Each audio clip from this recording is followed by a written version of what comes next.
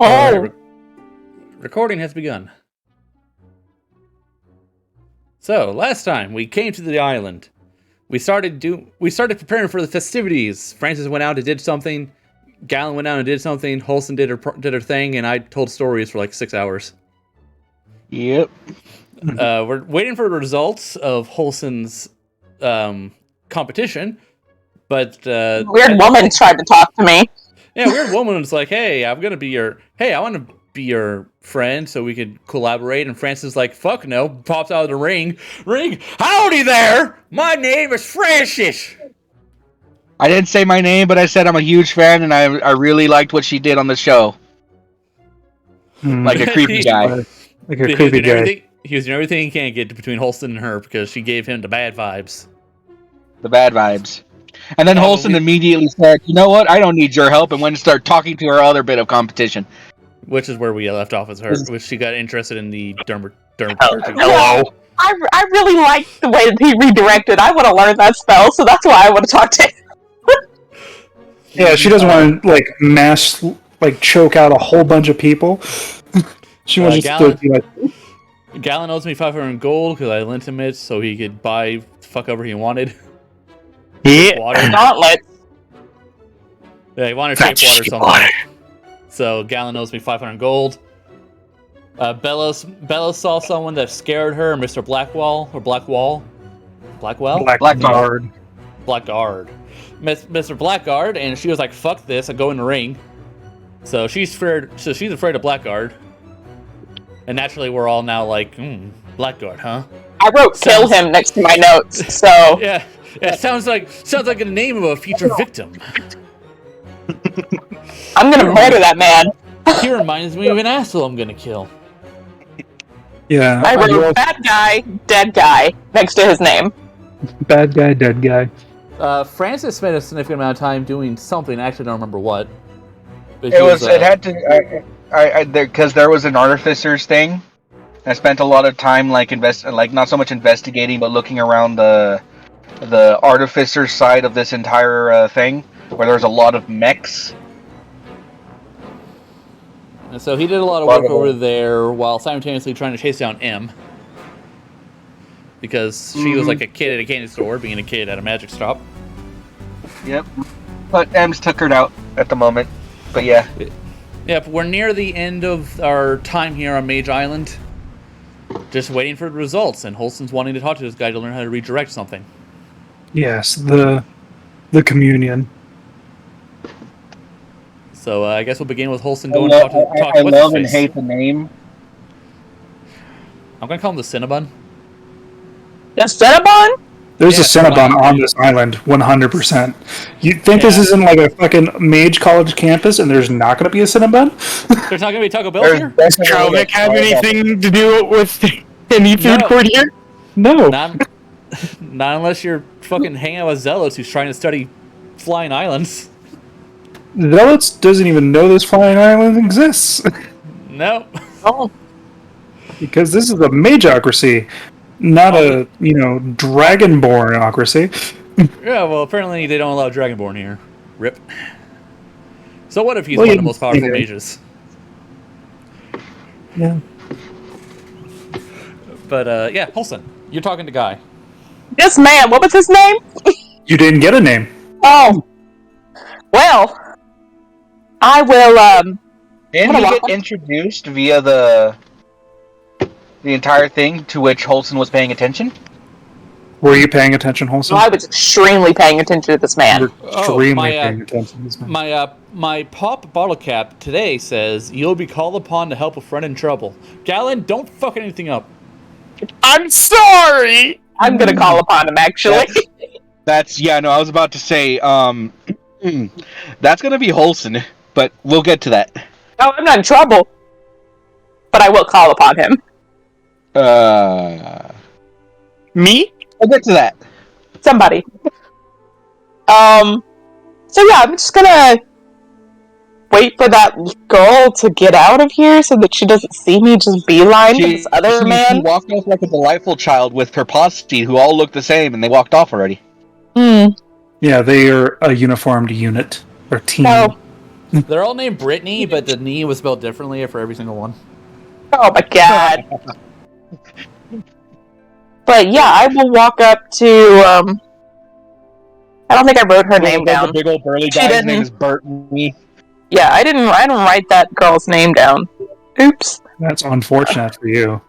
That is unfortunate for me. She'll come up again, I'm sure. That kind of makes sense because Holson didn't give two shits about her. Yeah, Holson was like, I don't know why Francis is super into this girl, but sure. She's just like, I just don't want to talk to you. So she's just gonna make her way, not like a crazy person, casually to this man, and, try to hold out a hand to, like, Holston. He's currently, like, fiddling with something in his hands, and, like, looks over and, like, looks around. Hi. And, like, looks down at your hand.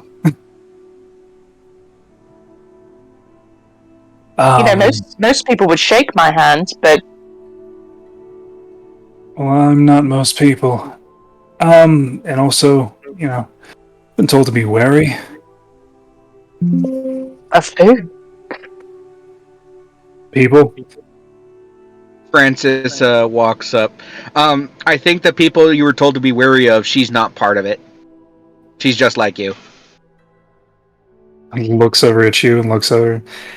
And, like, I'll give you my name, but I'm not touching your hand if that's okay. I will mimic shaking his hand and be like, alright. Put my hands back in my pockets. So, nifty spell. What did you say your name was? Gabriel. Gonna call him Gabe. Because I don't know how to spell Gabriel. Yeah, Gabriel Windstrike. Windstrike. Is he the Genasi? No, Oh. he is human. Alright. Oh, he's just a regular old man. I'm sorry, all I could think of is Gabriel Windstreak. Is it a care package? Basically, Holson's she's gonna make direct eye contact with him. It was an interesting spell. My name is, No, I heard. Yeah, yours wasn't bad either. I tried really hard, thank you. I would love to, if you do want to know it, maybe we could together both have some similar interests. I don't know how long you're going to be around here, or if you're from here. I'm not from here, no. I'm from, MRS. Oh my god, where's that? Quickly, zooming out of the map so that I could see the countries. Oh! Are you far from home? Okay. Well, yeah, that's what this place is, right? It moves fairly fast, picks up a whole bunch of mages from other countries. That's what it does, right? Yeah, I believe so, but I'm technically living in Ingford now, but originally from Faria. Ingford? No. Austro? I know where that is. Okay. It's one of the biggest cities, so... If you ever find yourself anywhere near here, I'd love to maybe write up my spell, could write up yours, or if I find my way anywhere near Imerus, and anywhere particularly in Imerus. Can't make any promises, but I guess we could collaborate on something. I don't know. Oh. you know, in the future, she'll point to Akir. She'll point to Akir and just, he's from Oswari, so it's not too far from there. Oh, I know Slurry. But yeah, no, you did really well, and I think you got a lot of good attention. So Yeah.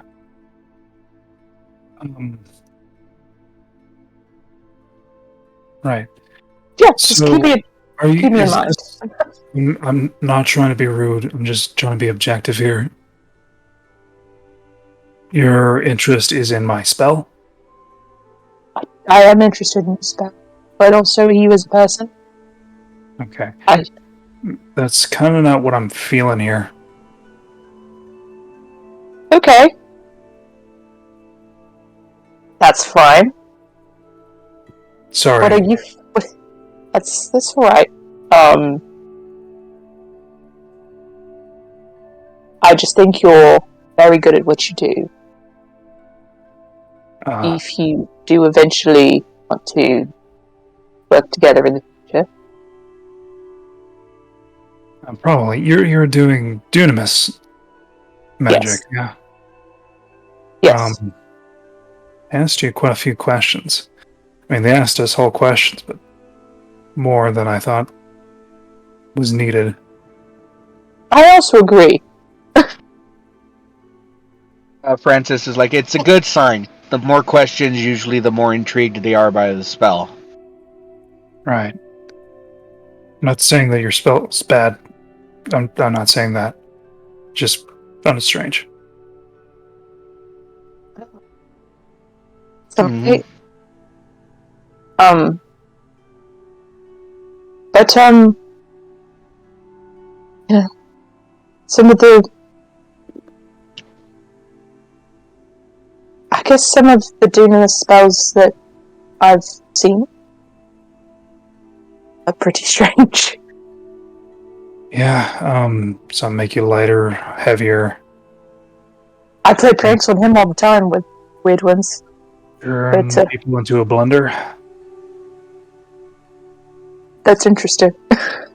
But yeah, they'll just, she can tell that he's also kind of a little socially awkward. You can roll me an insight. Yeah, either he's very uncomfortable or he's socially inept.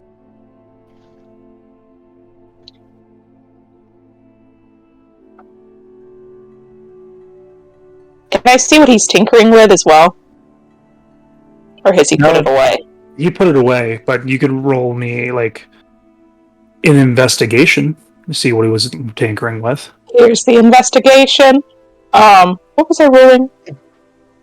If he was tinkering with something, I guess Francis insight. would've- I just want to see if he's socially inept. He is not socially inept.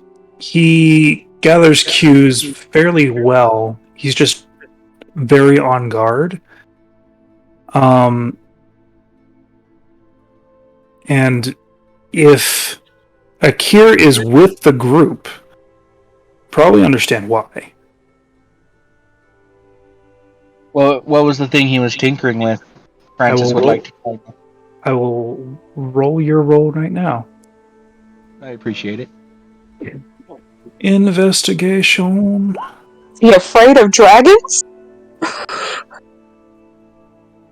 That is a 14, my guy. Same as Holson. Well, It seemed like he was tinkering with a piece of jewelry. might be a keepsake. It's fine. I don't care what he's tinkering with. I just wanted to see if it obviously would mean something to him.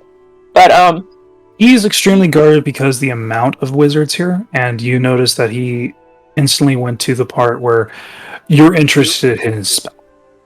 Like, you want to utilize his resources. yeah. Okay. And, She'll she'll kind of take a step back a little bit and look, I could see you guarded. Probably a good thing here, but I'm not really from these types of crowds, so it's not really often that I get to meet other people interested in the things that I'm also interested in. So, I'm not used to seeing this many, but I have seen quite a few of these crowds. So, they didn't mention who brought you on. Dean Chaplin. Hmm. I saved his life, and thought it'd be nice to repay the favor and get me in front of some. Francis just kind of like takes in a hushed breath, like, oh. Okay. I heard good things about Mr. Chaplin.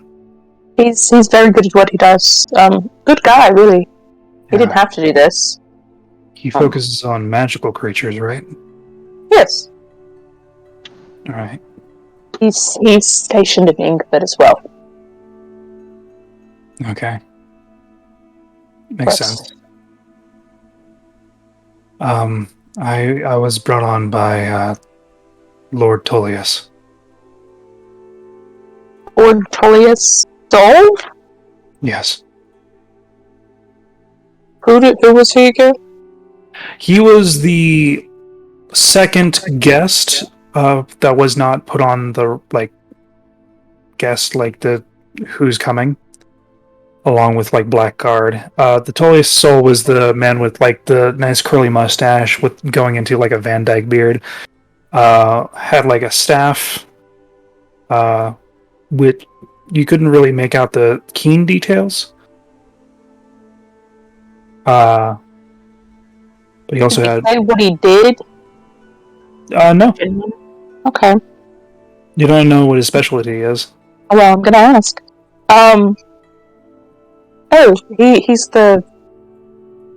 He's one of the people who weren't listed. Right. What exactly does he do? The terms are a little complicated. Can't really say what they actually are, but I know the basis of them. The basis works fine. He basically deals with entities that come into from other places, not planar wise, but spherical, as well as has a deep understanding of draconic magics. Oh.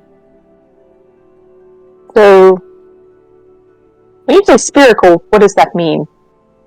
The sphere meaning the world. So, primordials. So, kind of like primordials, but more so on the length of creatures that come from other spheres. And the astral plane. Oh, okay. I mean the astral sea, not the plane. So creatures that come from different worlds. Yep. Oh, so he's an alien conspiracist.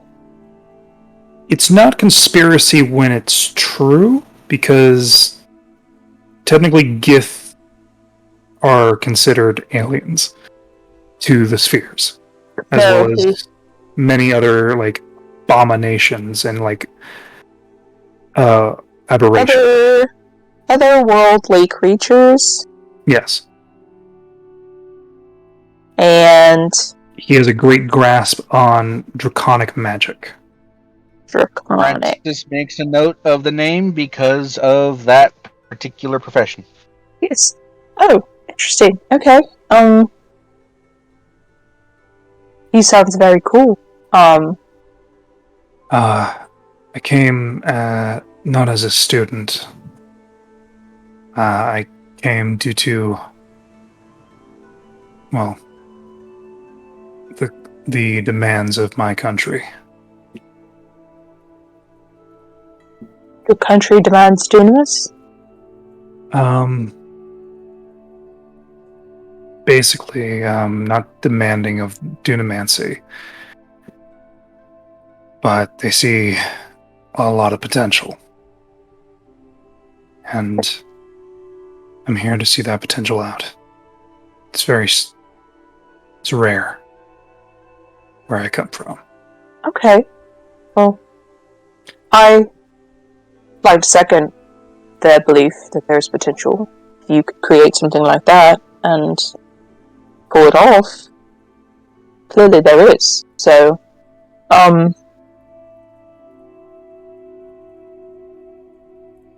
she'll kind of give him a little bit more eye contact before.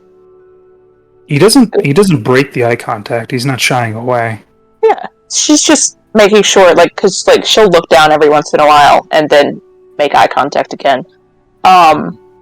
Just because it's a little too intimate to be that close. And but yeah, she'll just. It's lovely getting to meet you. Hopefully. Hopefully we can speak under less tense circumstances. I agree. I'm sorry if I sound aggressive. Alright. I am here To be to make honest, friends. it's part of the course. You're doing a good job. I'm here to make friends in something that I'm interested in.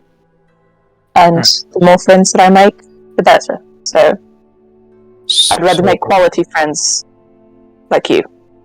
Hopefully. Okay. But Maybe after the results, we can, if you don't leave before the morning, because there's three days of this. Mhm. We're just doing the first day. Maybe we can grab a drink or something. Yeah. Talk about the rest of the competition. What we thought. as well as the sorting. Yes. So, yes. You have a great day. She's gonna just about face and go back to Akir, actually. Francis will wave and kind of do his best to keep up with Holson because she walks faster. It's just the legs. He waves away and looks for a little while and then goes back to fiddling whatever he was fiddling with. As soon as I get to Akir, I will mention in a hushed voice. So apparently that guy is from Imris. Can you tell me about that land? This is where we need to go to save the dragon worms. Okay. We'll make our way there eventually.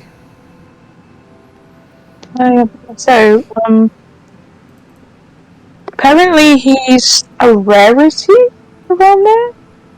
Alright, so, I rolled for this before. I got decently good, but I don't remember what it was. So what do you want me to roll? Roll history with advantage.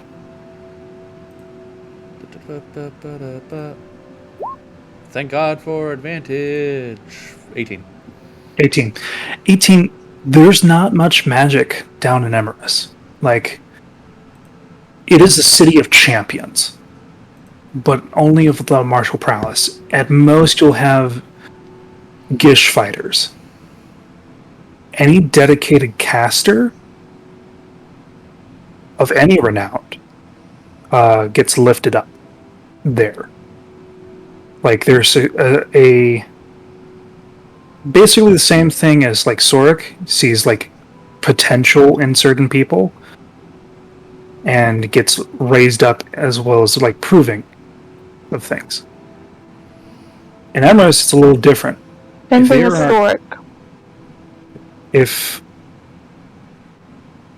the person is a pure arcane caster, which is a very rare commodity in Emerus, they get risen up to a position, but also to a point of duty. They are duty bound by the country. Well, I told her that. Okay. And it is a rare commodity, but Now, without warrant, like with an 18, you would know that all casters have a very specific specialization via magic. You don't know why. You don't know why there's like no common magicians or things like that. Each of those specializations grow exponentially. So this is what Akir tells you with his newly gained brain wrinkle. Brain blast. I'll also mention what I know about Tullia's soul, and that might be somebody he wants to talk to about draconic magic of his interest. I am learning from the source itself. I believe my mentor will suffice. Holson. Yes? You should really be a little bit more careful with how you start to interact with people, especially right now.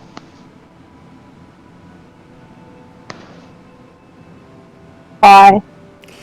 Right, you are playing a political game. Yeah, and not gonna lie, you came off kind of predatory. Okay. So what I'm saying is just kind of take it easy for now. You've done your bit. Just wait for things to happen. Just wait.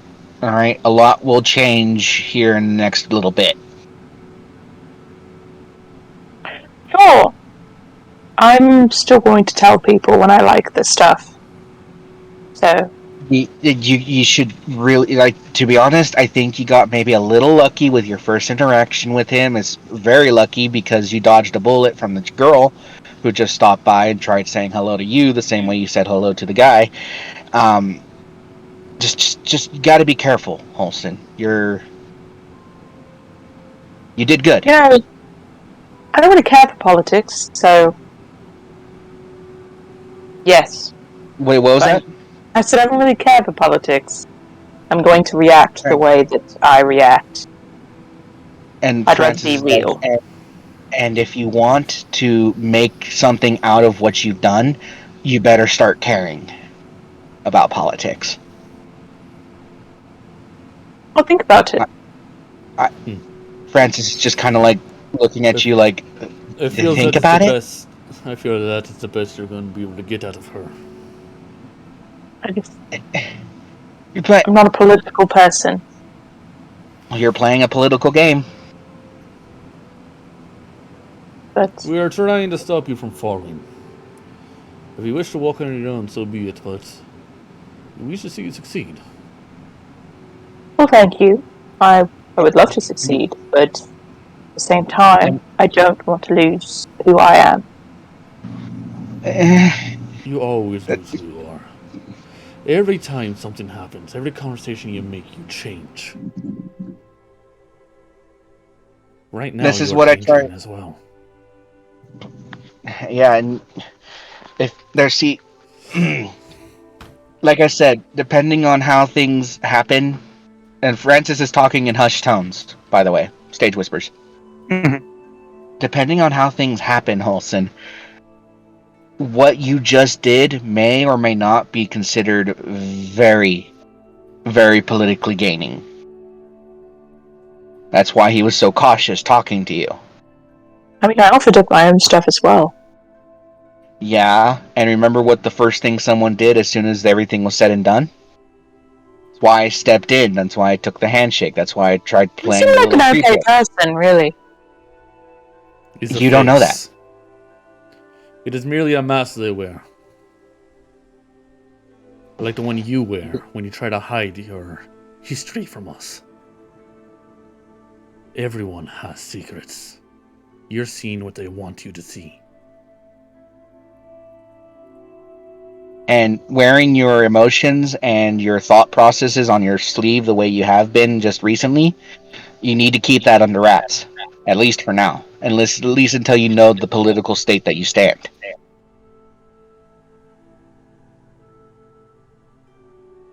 You don't want to be showing your cards too early because then people will play you. Take advantage of you. I'd love to see them try. Oh, they'll do it, and you'll never see it coming. This is why I let Sora handle the politics while I am merely his hand. I'm just here to learn, and I'll take what I take. So Sometimes you may. That's what I'm trying to help you understand, Holson. It's not a matter of taking what you take. It's a matter of not losing every opportunity you can possibly have. Because you don't realize it. You did a good job. Oh, I do realize that I did well. I practiced. I truly put forth my best foot of what I can do. Francis is kind of like having a small little, oh my god kind of moment. No, you don't understand, Holson. As he's about to go on this, the results come up. Oh, I am ready and waiting. Okay. The results are based by class level. The like level of spells and their potential. Quill became second in his class level, the cantrip. Fuck yeah, bird boy! Fucking Fuck yeah, Quill! my little buddy. Who beat him? Who were we killing? Who beat Yeah, him who are we killing? We didn't win first prize, but we have it in our possession. Yeah. He still gets stuff. But you know. Well, you know, it's just someone has an accident. I can make him disappear. Alright, so Yeah. what did Holson get? Holson, you got second. Oh! Who are we killing? Gabriel got first. But now it's serious. I was joking. Yeah! It was joking Wait, with who came Galen. first? Gabriel. Gabriel came first. And the person that came third was Vanessa. Oh, is that girl? Yep. Nah. I'll write down her name this time. You hear Holson under her breath like, oh, that was her. And Go ahead. this is a very big thing. You notice that the top three are all Dunamans. And you see a lot of daggers. At you and Gabriel. And eyes, and also eyes of people that are fairly interested. You know, Because you guys Francis. did a great job. I cast I cast message inside the ring to Galen and being like, remember when Mr. Block kept putting you down as a sign of respect? This is similar. They will now attempt to put her down as a sign of respect. Welcome, Francis Holson's got some confidence. Holson. Can I get out of the ring? Yeah, it's bonus action to leave the ring. You bonus Alright, action leave the ring, but you can't go back in. That's fine with me. Alright. I leave the ring. I'm back. I'm out there now. People staring daggers at her are now also staring daggers at me. Who just appeared out of my ring like a fucking mist. A cloud formed out of my ring and turned into this man. Francis is like, guys, Holson, we need to go and get a place right now. We need to go and... All you hear out of the ring is... Is what? What? Is what? Is basically a pooting noise. Oh. Like a... Incredible. And Yeah, no frame, there he is. Don't show too much emotion. It'll seem like to people that you're being cocky. We need to go. Before we leave, is cannot the leave guy yet. still there? Is Holson Gabriel has to still say- there? Gabriel? Are you throwing Yeah. daggers at him? No. No, I'm actually very proud of him. He did a cool ass spell. Do you want me to start daggers at him on your behalf? No, don't do that. I want to make friends. Gabriel is still there. And he does not share any like emotion or anything like that. You can roll an insight on him. Well, I'm sure he's fucking thrilled. I must wait. Sight 16. He's not happy. Not happy? He's not happy. You want a super duper first place. Oh. No. That should remind you that sometimes you don't want first place. That's something that Francis mentioned to you. She'll look at Gabriel and just nod and like, you did good. Mm-hmm. Like she's gonna make him feel better about it. Like, cause she's not gonna like react like. So he's not regarding anyone in this room, and like there are some people in this room like are genuine. They're like, oh, she'll message him. Oh, you'll message him? I have message. You're gonna message him? Yeah, I'll touch my sword and just be like, I'm not gonna make eye contact with him or anything, but just touch my sword. If he talks to you at all, I'd be surprised. I don't care if he talks to me. And just congratulations. You did well. And he like looks your direction and does a little nod. I look like I'm happy for him. I don't look upset at all. I'm just gonna whisper Holson. Holson, remember that his reservation may be coming from a place of knowledge that you will remain a slave longer because of this victory. She's happy that he did well. That's all she cares about. She doesn't care about any of the other things. Mm-hmm. She's happy that she got second place because she's a fucking warlock. All these other people are already wizards.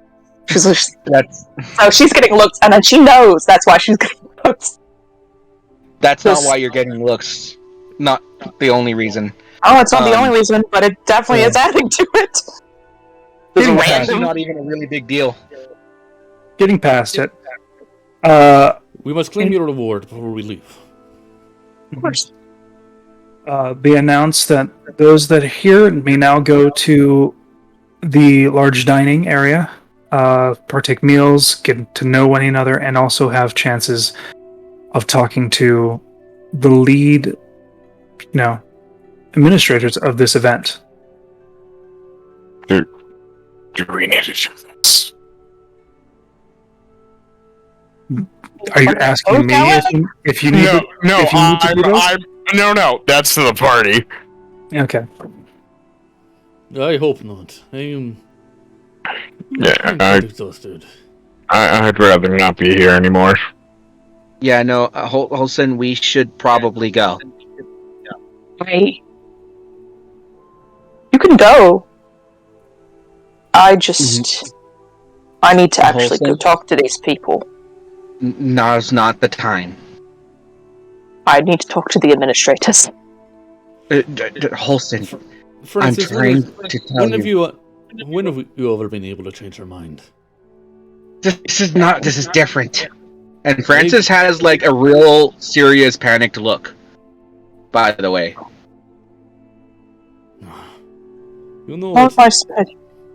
I will get another opinion on this. I'll give my ring to Zara because I did summon her at the beginning of the day, so she's behind us as a maid. she's there in like a dress, and like people are looking at you weird, but Yeah, I give her the ring. I give her the ring. Dean Chaplin? I tell her to follow and listen to Galen, and I go inside the ring to talk to Bellos. Mm-hmm. Oh, you're going to talk to Bellos about this? Yes, get her opinion on it, because I can cast message outside the ring and talk to the other people as a go-between. Oh. So, sorry, are you going into the ring, or are you staying out of it and having her point it? Oh, I'm going into the ring. Akira is done with his island for the night. Zara's going to follow Galen around, and unless a battle starts, I'm pretty much out of it. Okay. Mm-hmm. Okay. But yeah, no. Francis is. I'll let Akira do his thing first. Sorry. Okay. Here, when you get in, Bellows seems. You can roll an insight. Oh boy, I got no more inspirations left. Okay. Yeah, she looks fine to me. She looks calmer than she was. She's currently like petting like M's hair as she like sleeping. And as you appear, and she notices you. I'll get too tired for out there. I have been talking nonstop for 6 hours. My throat feels like I did fire breath 15 times. I mean, you have water and like grapes. I don't even know how you got grapes in here, and they're still good. Chest of preservation.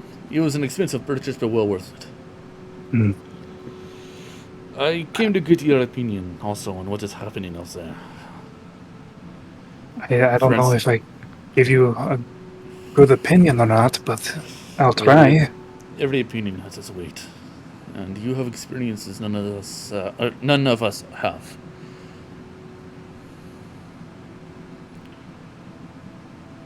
So, All right, I'll try to answer as best as I can. do you believe that Francis's fears are warranted? Yes and no. Okay. Do you believe that Holson should take the time to try to talk to the committee or leave like as the rest of us wish to? If she wants to get anywhere, Francis is correct when this is a political game. And I believe you know it too. If she wants to get anywhere with teaching or advancing a certain space, talking to administrators would be the best and quickest way to do so. Dangerous. It's the best because of what comes after. Depending on how you talk to them. I'll move to take my bottle of wine out of the chest of preservation, and move to sit next to her as I pour myself a glass. Mhm. Politics. It's why, as I said, it's why I prefer to be the hand. Leave the politics to those who understand it better. Sounds more like an instrument when politics go wrong. Maybe. I've had to put on my fair share of uprisings and insurgents, but I believe that politics are above me. I'm not a mind for it.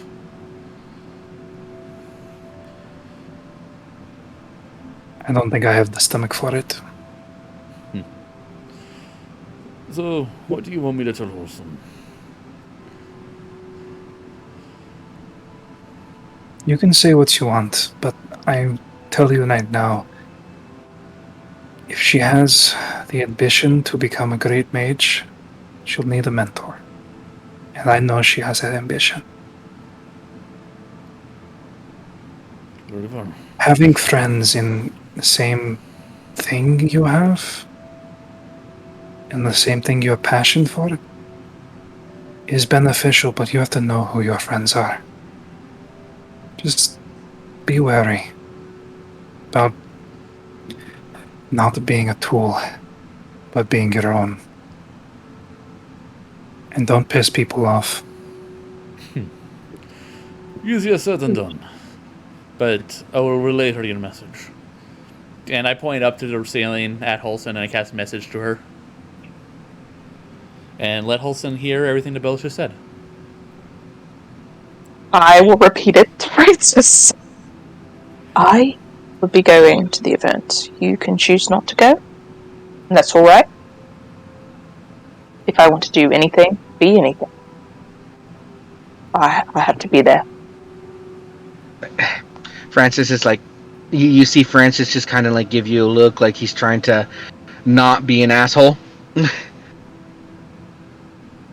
I mean, It is up to you. If you do not want to go, I'm not going to make you. And I get that, all right. And just the thing is, Olsen, you're going. How's the best way to describe this? You know my father is a wizard, right? I do I know am your father. familiar with some of the things that happen. If you were familiar, you'd be in the same state of mind as I am, Olsen. Or if I you're as said, familiar as you're claiming to be. Look, I'm not trying to say that this is all a bad idea, alright? It's just, up until this point, you've been very lucky. yes. Sometimes that's the way that the dice roll. Aha! I was like, I can't just not say it. That's fair. That's fair.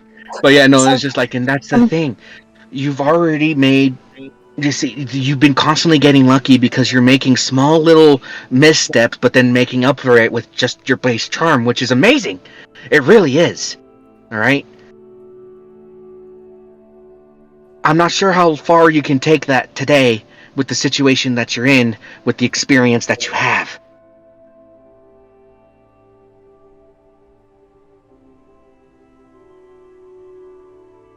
Flattery gets you everywhere.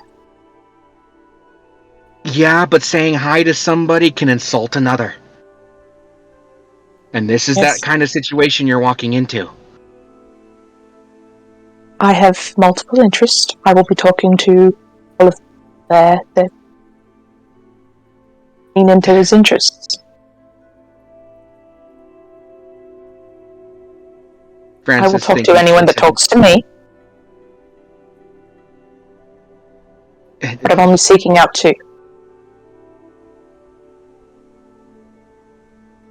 Francis is trying to figure out some sort of way to. I may hate politics, but I do understand it. I know when it comes into play. So, I like disdain. Having to put on a pretty face and make everybody love me. I do understand everyone's disdain for going into something that you are not familiar, unsure about. It's not the disdain that you need to worry about, Holson. It's the interest that you've generated. But if I do not capitalize on the interest, what is the point? Yeah, but Do there's. I let it just fizzle out and do nothing? No, there Because are that's- ways to capitalize on it this way and that. And this is the easiest way to do it. Is all it is. As you are talking, the rest of the people are funneling out into the main thoroughfare and heading towards the dining hall. I will put on my coat that I came in with and look to the party. Welcome to join, but I will go talk to those people. If you do not want to, and looks at the ring, you do not have to. But at the very least, I am going to go thank Dean Chaplin for giving me the opportunity. Francis will nod. That's at the very least the best thing you can do, because if anything, he's probably the only person you can consider an ally in that room. Akira, as she talks to the ring, and you notice that, and like, Bellis is watching, and you just see her like head down and like look at him, and just seems to move away from like the viewing area. So it's the roof. There's not really away from the viewing area. I know, like, she looks away from it. She's trying her best. She's like a cat trying to, like, fucking get away. She can go to like the bathtub I set up. No, like, you notice that she is trying to move away, like, emotionally from it, and, like, try not to perceive. I mean, easy enough. I got blankets and pillows. She can cover herself in them up or whatever. Mm-hmm. Olsen doesn't linger there for very long. She just lingers enough to be like, let me talk to the entire group. You know, as you're walking away, Francis, like, just keep in mind, you got the most desirable position in the entire thing. First place is great, but just keep that in mind, as Francis will follow you because he's not going to let you go in by yourself. Galen's going because fuck else is he gonna do? Fall off the side of the world that you have right there. You can go and talk to your goth friends. You could. Yeah, you could. The little necromancers, they'll be in there. Good nerd. I don't need to talk to any of them. You never know, one of them might have some sort of random book of mass knowledge that they don't even know they're sitting on.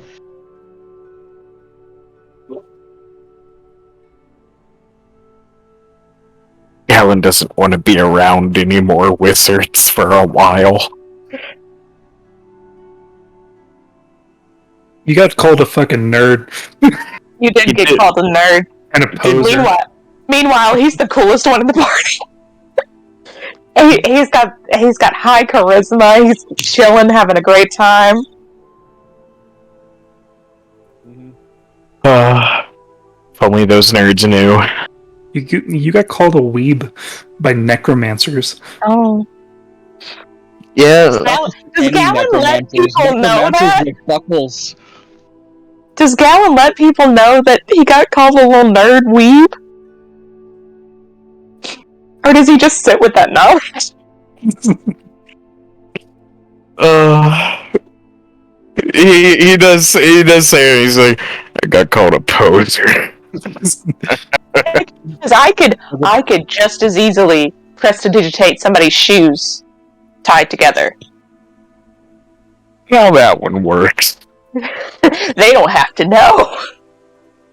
That would be mage hand. Yeah. Oh, well, I don't got that. Oops. Well, you just can make them dirty or not. Digitate like vomit on their shoes. Yep. I'm not gonna do that. That would probably make them. They're like, darkness.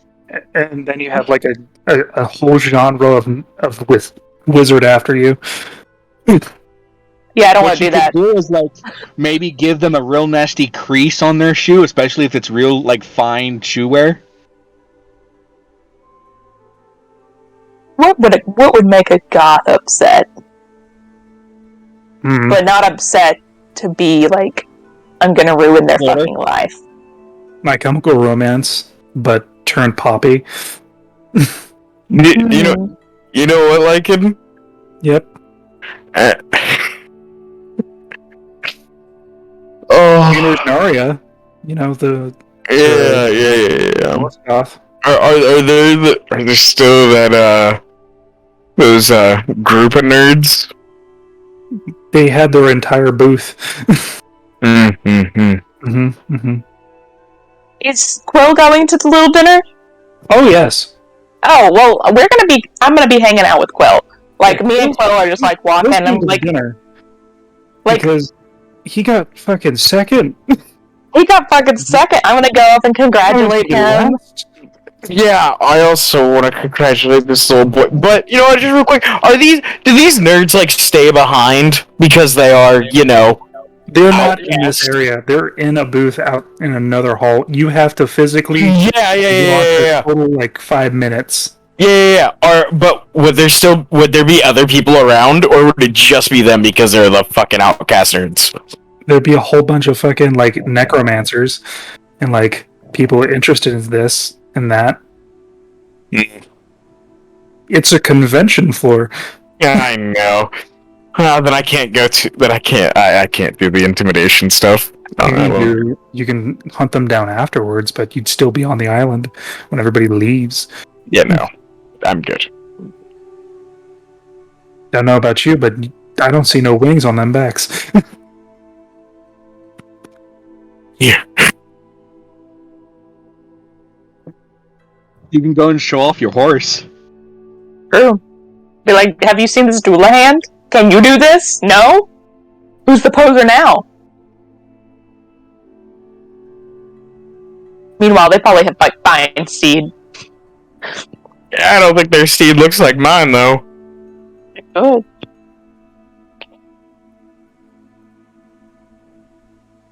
But yeah, Francis will congratulate Quill as well. And he's like, he's having I'll like give him a little hug. little birdie panic attack because he's like all good. Like everything's coming up fucking Quill. And I'll give him a little hug, and then when I guess his fiance is there somewhere, I'll look to her and just be like, your guy got second. Amazing. And then technically 2 spells that he did and / helped with made second.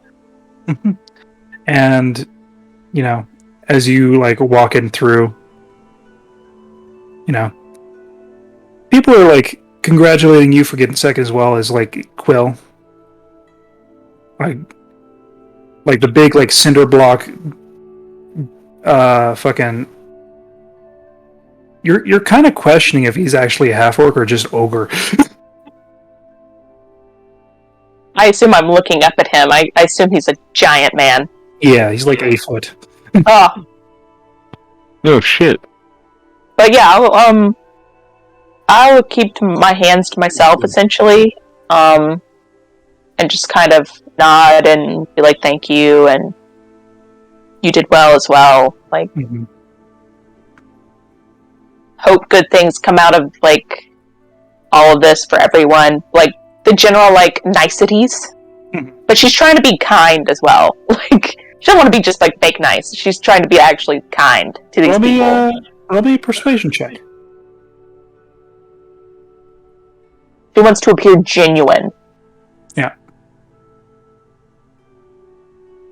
Persuasion. Persuasion on that? 13. I'm doing my best. 13. You get like some genuine like thanks. And like some are slightly dejected, but you know, it's She's being really nice. She's trying her best to be kind to everyone. She doesn't want to be like standoffish. That's hard for a person who got second place. Yeah, she's just a nice person. Yeah. So yeah, but like anyone who you technically quote unquote beat could be really insulted by you being overly nice. Like, are you serious? Being overly nice. I'm being overly nice. I'm just being nice. You'd be overly nice if you got a 10, but she got a 13, so it's somewhat genuine. You know, it's received as genuine for most. Yeah, it's received as genuine, but people are just a little like, wow, I wish I could be, you know, second place and fucking nice. Indifferent. So you get taken to like a grand, basically, I would say about the size of like the Hogwarts cafeteria, but like very big. But like, fuck those like benches and stuff. Like you have like tables set up in like an L position, people serving, drinks, a little bit of animated object music going on. Things like that. People talking to each other, and like you do, like as a group, you do notice this, that like there is a large conglomerate of like basically frontliners all like meeting up. It's the best way I could describe it is that like a business party while all their like fucking kids are like in one area. Okay. but it's all the melee fighters that don't do magic of like each of these individuals groups. Alan, go to the sword table. We'll pick you up when we're done. You could be with the magic users. I like your magic. Thank you, Mage. Yeah, 2 warlocks and an artificer. What are you gonna do about it? I'm also a paladin.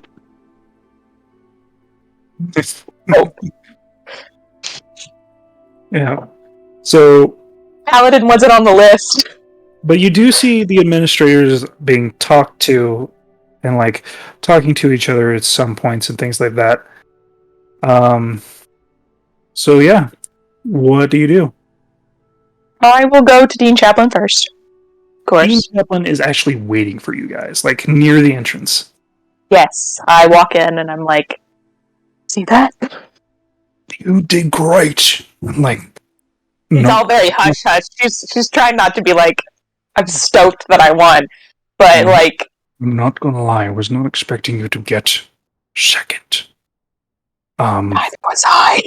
I was expecting you to get like in the middle numbers, you know, like good, but like, I guess it was brought upon like the rest of them did enjoy your spell and like the reasonings for it as well as the potential.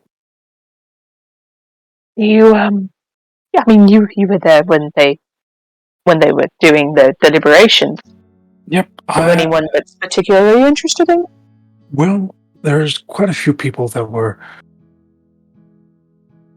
opposed to certain things, but overall the group, as it stands, was impressed by your spell. And the versatility of it. They did make mention that it still does force a caster in the front lines in areas, because not many casters go above the 5th circle. True. I just happen to be in the front lines for things. Yes, So I get that, and I understand that experience, being, fighting alongside you. But, the ones that were fairly interested in the applications of that spell were obviously Cassandra Tamir. Fox Riker was interested in that spell as well, for the applications for like front line warfare and things like that, and those that are, well, in areas of large strife. Ymir was a little on it. Gareth actually asked a few things about it, and and about you. I hope I didn't do anything in contrary to yourself, but I gave him the basics, the bare minimum. Oh, if he wants to know more, you can always just ask me. yes, probably will. There was some skepticism from the person that I talked to you about it. Okay. Mainly the fact that you noted that you used it on other people, which They were willing. willing subjects is what, brought us to the point of like, it was okay. They were understood what happened. They did understand what happened, right? Yes. It was, and she'll point to Gallon. I used it on him. He's big, he's bulky. Did you understand the implications of the spell before it was cast on you? Yeah, I knew I was gonna get hurt. Okay.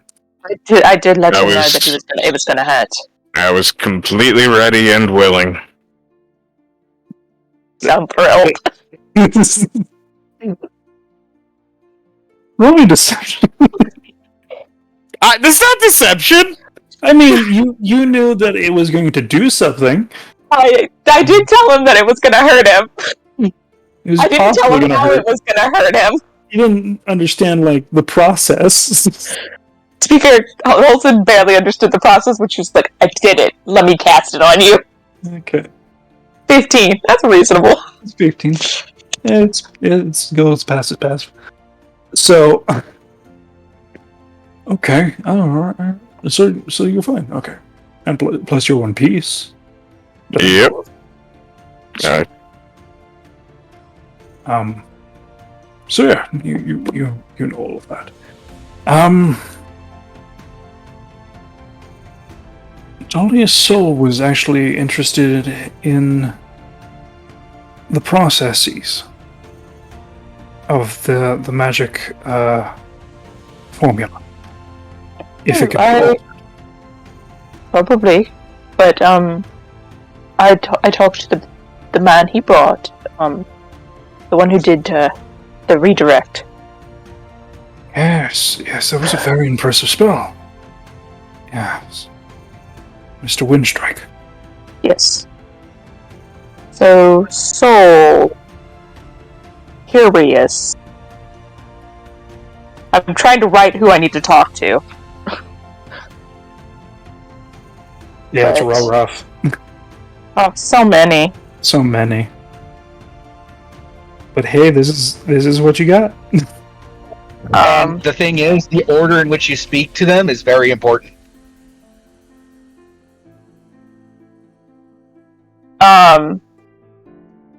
So I know. So the guy that I'm genuinely interested in working with has me as a maybe. Is that what I heard? Or no? Basically, you heard he was hesitant. That's a maybe. Yeah. Yeah, Calder Domain was hesitant on the processes that you used.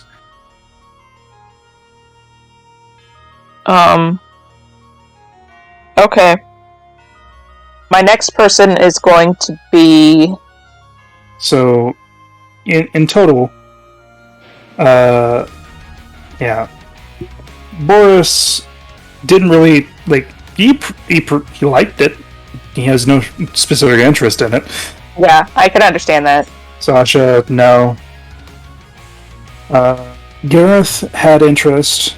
Ymir was like, all right. Cassandra had interest. Calder was hesitant. Fox was interested, as well as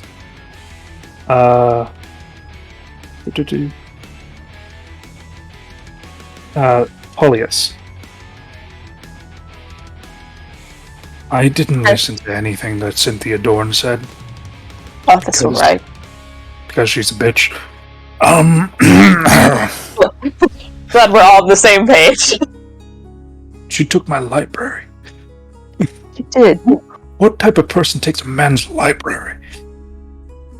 That's the wizard's library. I'm still missing books and things that were in those books. Strange. You know, maybe you'll get it back one day. Yes. But he'll basically like grip his arm and like they'll converse for a little bit longer. And she'll just say like, "Thank you so much. This means the world to me that you did this for me. You did not have to." No, I didn't. But I saw potential. And also, tit for tat. When Awesome. something good is done for you, you should do something good for someone else. Returning the favor. Like I said, it was only to get you in the door. The rest is up to you. She'll take a deep breath and just... The rest of it is all on to you. I'm done. She'll just like look to him and just be like, "I hate politics." Then she'll just change her face. It's why I have a school where I run and teach about animals. I don't deal people. Yeah. Well, People are bullshit. And like I do have a question for him. Okay. She's gonna whisper just to him. She's just gonna get close and just kind of like. Okay. Let me stop.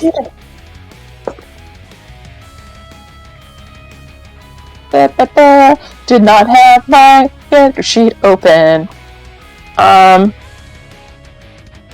Stealth? Sure. 15. Okay. What did Blackguard have to say?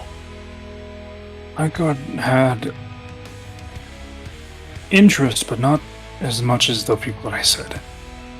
Blackguard was interested in the applications of that spell, yes, but he comes from a magocracy. Your spell was very impressive, but let's be honest. It was still a little rough. It's good. Yeah. A little rough. Like you were like down to the wire. Well, magocracy deals with arcane means on a daily basis. Especially one of the largest magocracies, which takes up a country. I'm familiar. That's He she'll grip his. He had base interest, but mostly it was that of uniqueness. It's a spell that he hasn't seen done properly before. Which was his exact words.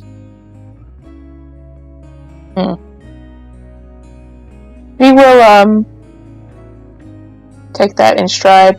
And I guess who is free from the list of interest? At this very moment, Who doesn't have a flock around them? it is currently... Nope, Fox would have a flock around him. It's gonna be Gareth Wist. Because his thing is out on the floor. Like, these are mages that are not wholly into artificing. Like, you see, like, a person right next to him, like, talking to them. It was the same person that did these conjure arms, the firearms spell. And, like, giving some pointers, and it seems like that, and goes off. His eyes do meet with yours, and like gives you like a nod. I'll look down to Francis. He's an artificer, right? Do you know him? I know of him. I had the quick opportunity to talk to him not too long ago. Not really anything to say, to be honest.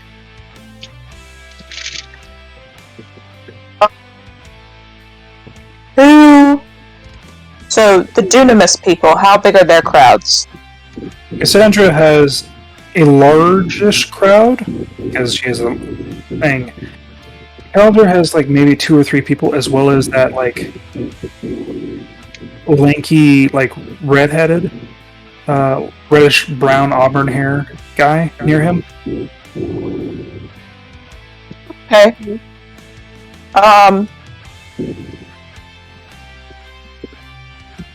But I am going to play a silly little game.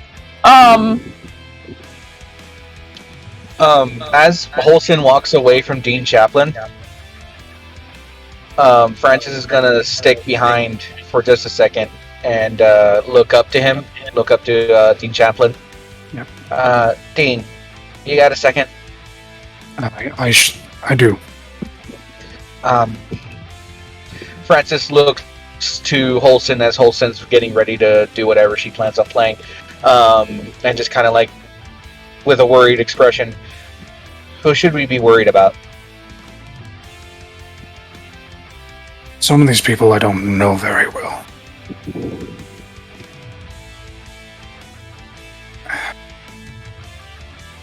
Cynthia Norn is always a personal opportunity, but He really hates her.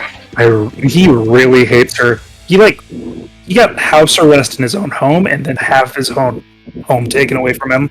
You know? Yep. Half of his home was arrested from him. Yep. Arrested from him. How do you arrest a home? I don't know if she did it though. She fucking did it though. Yep. Dorvar is a lot of gentler hand compared to other magisters. Boris would like to test that spell out completely. That's what he said. He wouldn't mind testing that spell out, seeing how well it does. Fox is always on a way to spin something in his benefit via a story. The ones that I don't know very well, Sandra and Gareth.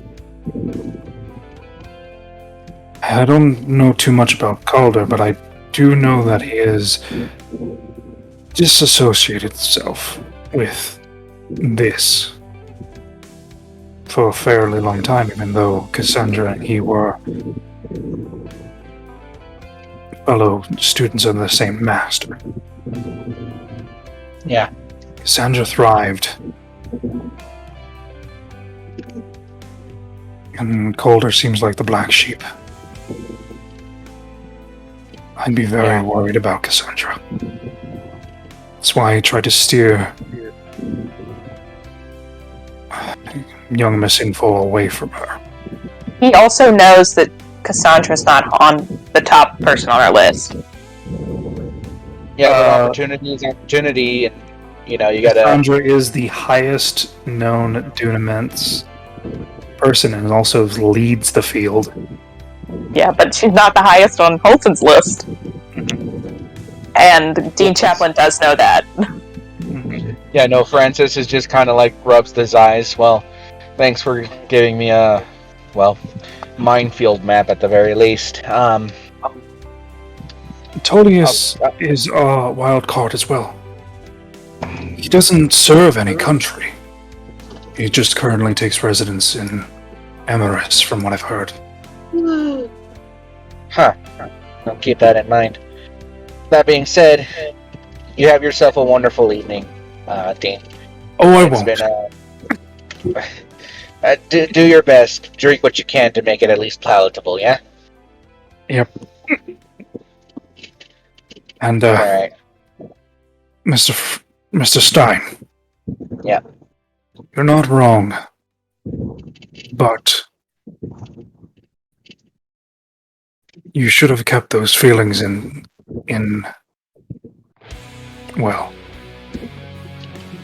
private. A lot of us mages can read lips. Me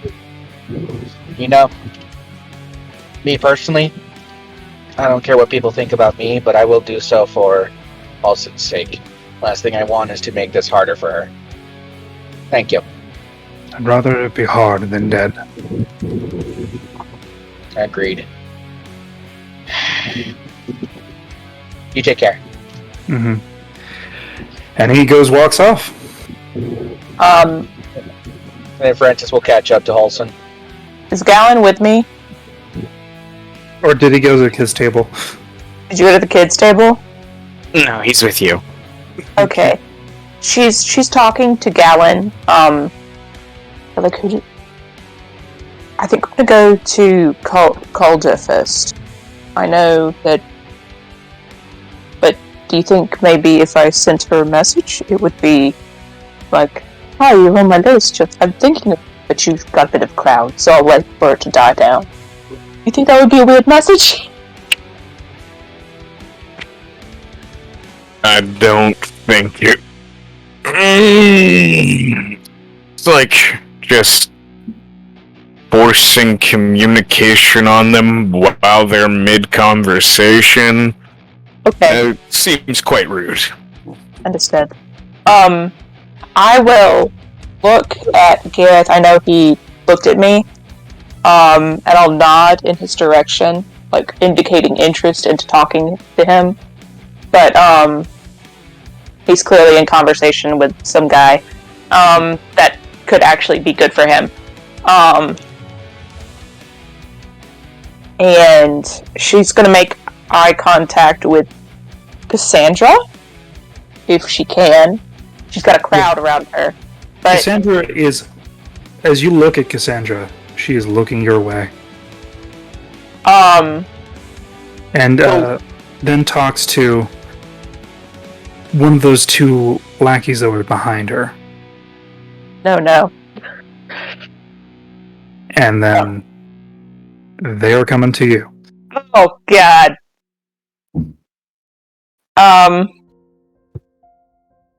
So I see that. Can I make eye contact with Calder? Calder's looking around. He's currently looking towards Cassandra and then looks at her goon. Basically. I'm gonna look towards him. I'm not and gonna then look looks towards where the goon's going. And then Please. sees you. Is he talking to anybody? There's like a few people, but currently he's only talking to the guy with the glasses. The auburn-haired guy. I don't know if he can read lips. Oh, I don't want to do that. You didn't hear that part. Francis did. No. But I'm not stupid. I got a man coming towards me. A goon. And... Oh, gosh. As I'm making eye contact with him, I assume he's also still making eye contact with me a little bit. He squints in your direction. I'm gonna nod at him, like, yes, I want to talk to you, but this is happening. I want to make sure that intent to talk to him is clear. Roll me a persuasion check. Oh boy. 19. You get the feeling across. He does not save you, but he does acknowledge that you want to talk to him later. Yes, I didn't think I was gonna get saved. I gotta go talk to a fucking dude. Okay. As this person comes forward, you see a very beautiful, Great. pallid elf woman come forward into your direction with a very like tight hair into like a very luxurious like ponytail, like, and says, Mistress Tamir would like to extend an invitation.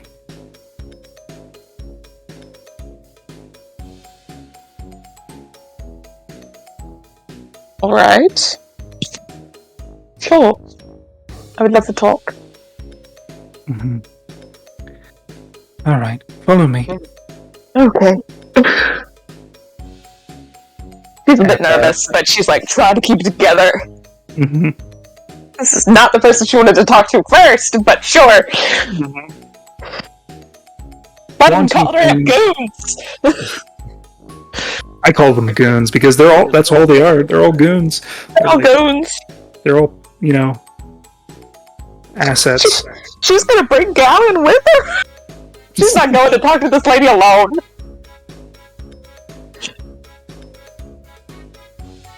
Gallon, gotta bring your personal security blanket. Yeah, Francis isn't far behind. Yeah, I'm coming. Okay. This man cries blood. There's nothing scarier than Gallon here. And you see Cassandra speak to Vanessa. I will be back with you in a moment. I am very keenly interested in. Oh, poor Vanessa. She really wants to be part of her thing. But I have a prior engagement. And Vanessa's like, of course. And like gives that like smile of like disappointment. But also like, look at me. Meanwhile, Holton's like, how the fuck do I get out of this conversation? Yep. And she approaches and... Well, Miss Info. Hi, yes. Or do you prefer to be called Hosen? Holson. Hosen. You did very well in that display. I do feel like you should have gotten higher marks. But I'm pretty happy with what I've achieved. But thank you. Now, I hope I'm not presuming anything, but I was wondering if you were at this event to either learn more, or if you were just setting off a younger generations of bards say, let the mic drop.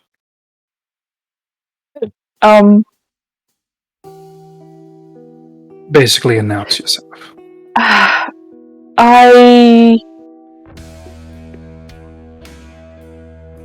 Announcing myself would be good. I am interested in learning more about Dunamis and other types of magic, of course. I don't want to be solely focused, but I do have... I know that all good mages have their focuses, and I would like to have as many of those as I possibly can have. I want to be great. Being flexible and branching out in all directions is a good thing for a wizard.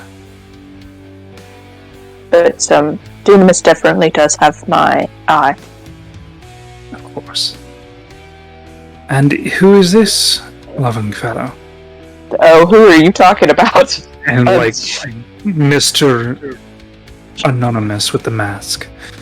Oh, this is one of my best friends. His name is Gaslight. We're very close.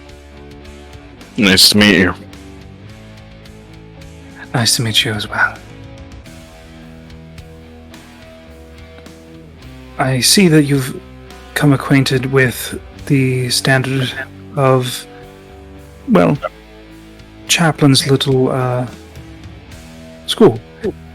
It's mainly a zoo than a school, but I do see great promise in the students that come from there. Have you partaken in any of those knowledges? No. Or are you starting out? I mean, I'm familiar with things like illusion and the types of magics, of course. But I think so from your father's tutelage. Most likely, yes. Or would it be the other teacher in your life?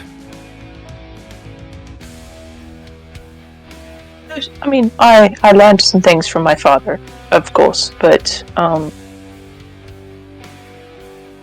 fought alongside Dean Chaplin. Yes, I heard that ghastly situation. And Cynthia went overboard, as per usual. Of course, but I don't know. I saw the way that he wielded his magics, and I mean, my father is a teacher, of course, and I haven't seen him do his adventuring. I wasn't around then, but seeing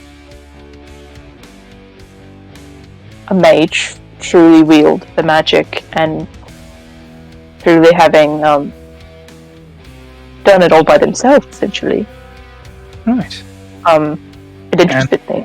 So It definitely is very possible. Not many mages can do that on their own, and I was happily surprised when to hear that you did that spell on your own.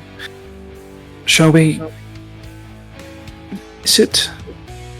I believe the balcony area is vacant. the what area? The balcony area.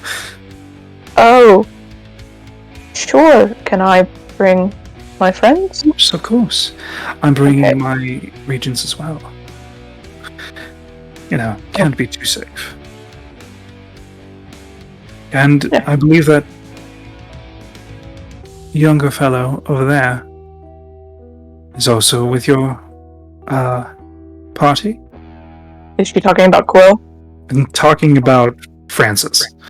Oh, Because Quill is being talked to? oh, is he? Yeah. By who? By Ymir. Oh, good for him. Oh, Quill. Yep. But It seems Yes, like you he- got a biscuit. ooh. Yes, he is also with me. Alright. He may come as well. Oh, Francis is going to introduce himself. He's going to introduce himself. Charmed. Shall we? I would like Cool. to discuss your aims for your future. I'm excited to see. And brings you to the seating area.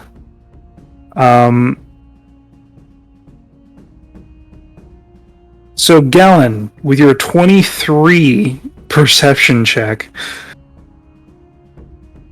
passive perception. Is it 23 or 26?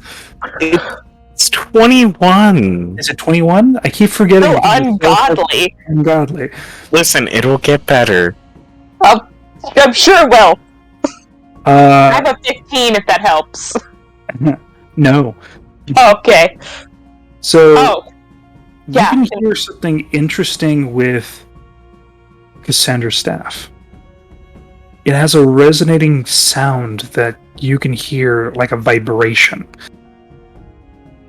Weird. like a silent hum that also has like a faint ringing. Can I use my ear cuff of the bat to boost it? You can roll me a perception check using hearing. Okay, and I will also boost it. All right. 21. Alright, so the boost. Alright, Ooh, so 23. 23. It feels and sounds like chiming. Climbing? Chiming. Chiming. Like a resonant sound. Like a melody on a very high pitch. As she walks with the staff in hand. As you see the sudden glow as well. Sudden glow? Yeah, you see a slight glow coming from am I about to get yeeted off this balcony? No. You don't know. I'm now very scared. Cool. Your staff makes a beautiful noise. Ah. You could hear that. Yeah, this is made from a special material. I forget the... Ah, right. It's made from an anima stone.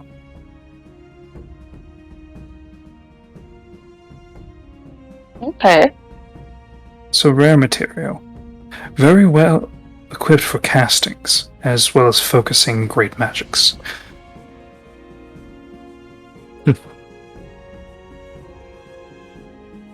So as you lead as you're being led outside to the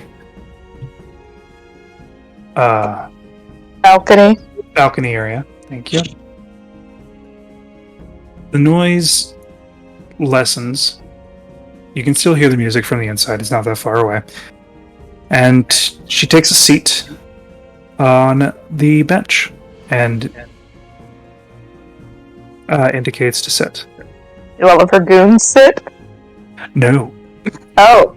Yeah, I wasn't gonna sit either. Oh, okay. I was gonna let you sit, but if you don't want to sit, I'm not gonna make you. I'm gonna sit. The woman is nearby, doing the same as Gallant. The large man is staying near the entrance to the balcony area. Hey, Francis, you wanna go stand there at the entrance and make a juxtaposition? I like it. Just real quick. Yep. Divine sense. Divine sense? Oh, Francis is also at the entrance. Our tanks. And what does that cover again? I forget. Fae fiend, undead.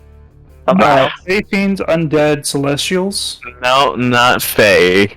Oh. Celestial, fiend, and undead. You have a celestial sense from the man. Oh. An angel. Like a full, like He's probably an Azamar. Does he have the key features of an ASMR? You don't know. He is currently masked. Ooh. He has a like you, a half mask which covers towards the point of the nose going up. The sides, you can't see his eyes. Oh, weird. How does he see? Here's the lovely thing, Galen. You sense full celestial. Oh my god, he's an angel. Or a god. Oh. There is not a hint of, celestial magic. It is celestial magic. Are they looking at me funny? Or just looking at me? They are looking at no one. They are looking in the direction of their lady. Good. Good. But he did he does. You don't know where his eyes are, but he could easily be looking at you. Mm-hmm. This man doesn't have eyes. Mm-hmm. So He uses blind sight to get around. either way. So, do you have any interests or any? I know dunamancy is an interest, but do you have any recommendations on schools, or have anyone approached you yet? No, I just walked in here. I'm not really sure of any schools. I do know that you teach. I do. That you're one of the highest achievers in Dunamis. I am the Archmage of Dunamance. Oh. In Uspos. Uspos, right? Uspos. Uspos. Yes, I am the Archmage of Uspos, via the Dunamancy School. I do have other people underneath me that do teach. I am just the head of my school. Of course. I understand that. Yes, I'm familiar with your school simply because I knew that you taught there and that you had people under you. But I'm really familiar with the others. Currently in gosh, I forgot the name. The town that I'm in. Ingford? Yep, I've said it 3 times tonight. Currently in Ingford. And I know that there's obviously stuff there, but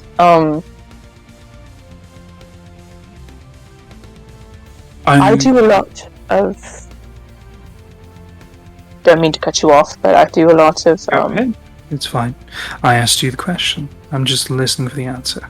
I do a lot of traveling with said friends, and I would like to be able to learn and move. Learn and move. Well, if you were to attend my college, that can be amenable. There would be a small point of time that you have to stay there to learn your studies, to get it proper. But a lot of the material can be learned on the road. I'm very good at book learning. Yes. I learned what I know now. So I don't have a teacher. Like, I am familiar with stuff, but I learned it from Owl Folk that got second place in cantrips. He helped me learn some Mr. sort of. Hellfeather taught you Yes. some of this. Yes, Well, he maybe was I should have a conversation with him as well. I believe you should. Hmm. A good mage, but Great mage. he really emphasizes he's like a good mage, but That's all. Yeah, that's great mage. Looks from her to you, and then looks back at her. we support our. Yes. Fellow mages should support each other and try to help each other grow. I know that he's very good with books, and he's been instrumental in learning. Well, I'll definitely have a conversation with him before the night is out. Of course. Let him know. But currently I am asking you to think about a few things. Okay. I'm glad that I caught you when I did. Well, the reason that I am interested, as many people probably are, interested in having you as a student. Now, no means is this an obligation, it's just merely an invitation. But the invitation comes with certain strings, as all invitations do. One of them being that for a small portion of your time, you would have to stay in Uspus. At least to get baser knowledges. That way you do not cause yourself harm. Is there a way to... Would I have to travel to space each and every time? If... By foot? Or... No, you'd be presented with a port key. Port key. Yes, She's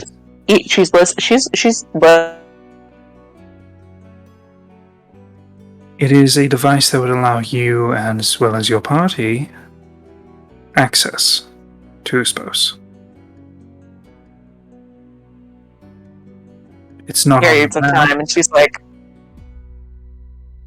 Say that again? You cut out? yes. Oh, yeah, okay.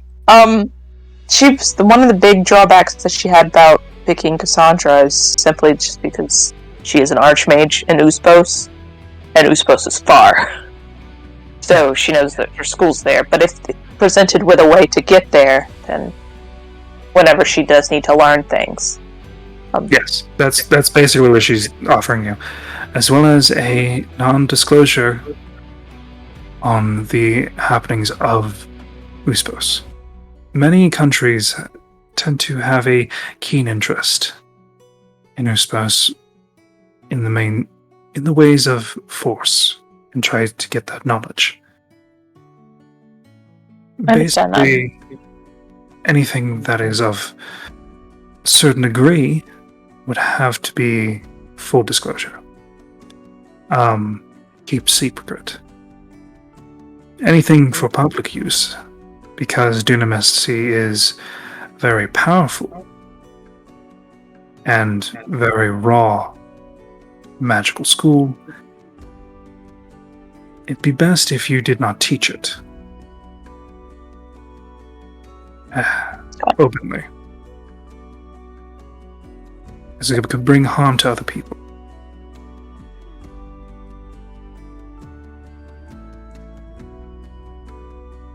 But How? So, say, teach it. What if I did want to, say, retire from adventuring at some point in time? Like, right now I'm having fun, I'm having a good time. I'm learning quickly. But, what if I did want to teach? Could I teach then? You could teach at the school, yes, and any of those that you deem students, of course. Students, or would like to take a protege. It'll be done.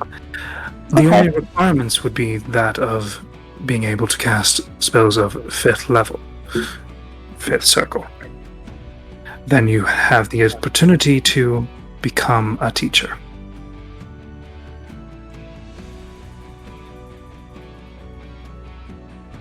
If you would like. It's an opportunity. I mean, I don't know what my plan is going to be. More than 2 years, 3 years. So, I like to keep, because plans change. They do. They do. And I understand. So, I don't like to plan for the future too far ahead. But I am interested. Don't get me wrong. Alright. Are you interested? Because she is going to insight you. She's interested. Okay. It will be a persuasion check. She's not lying. She will take it if it is an option that is presented to her and then no other dunamis options are. Kind of like when you, that's my persuasion check. But, kind of like when you're interviewing for several jobs at a time and you have a couple of offers and you're like, well, I'm interested. I don't want to say that I'm not interested and lose an offer until I'm ready to pick my offer. Mm-hmm.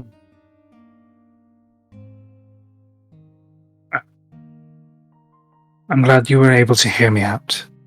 Of course. There's other benefits as well, but that would be more so on the leaning side of if you actually take up my offer. I don't want any other people trying to oust me. Understand that. Everybody wants to be competitive. Yes. Well, I will leave you to it. I merely wanted to put my hat in the ring for you. Thank you. I look forward to keeping you in mind, for sure. All right. I of course want to hear everyone else said, but you all are very high on the list. I will tell you that. That in between us, though. All right. Francis, are you here? Francis here. Francis here? Do you see the angel that you're standing next to? that weird eyeless angel man truly does unnerve me.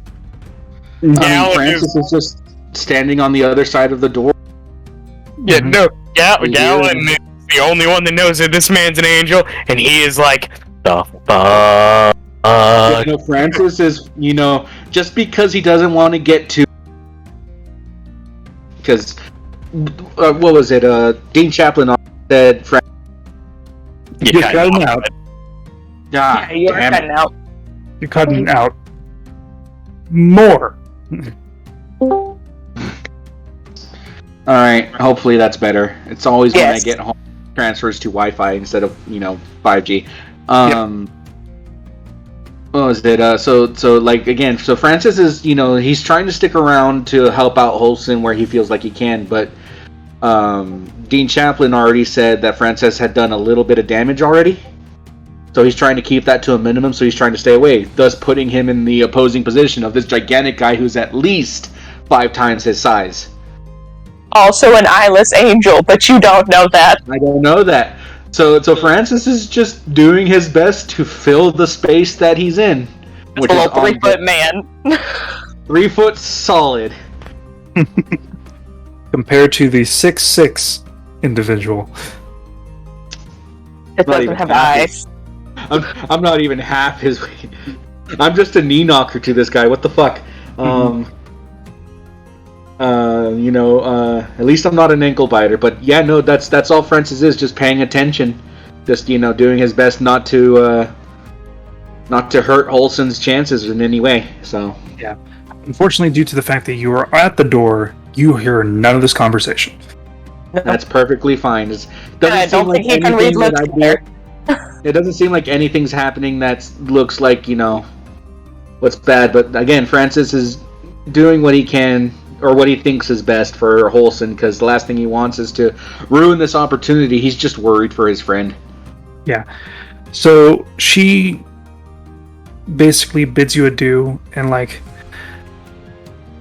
there is a moment, when you're sitting down, obviously you're probably hands on lap, right?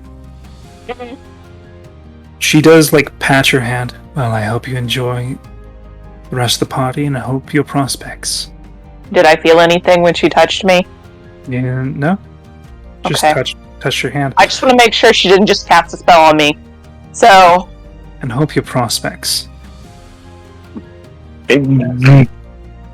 And hope you find worthy prospects.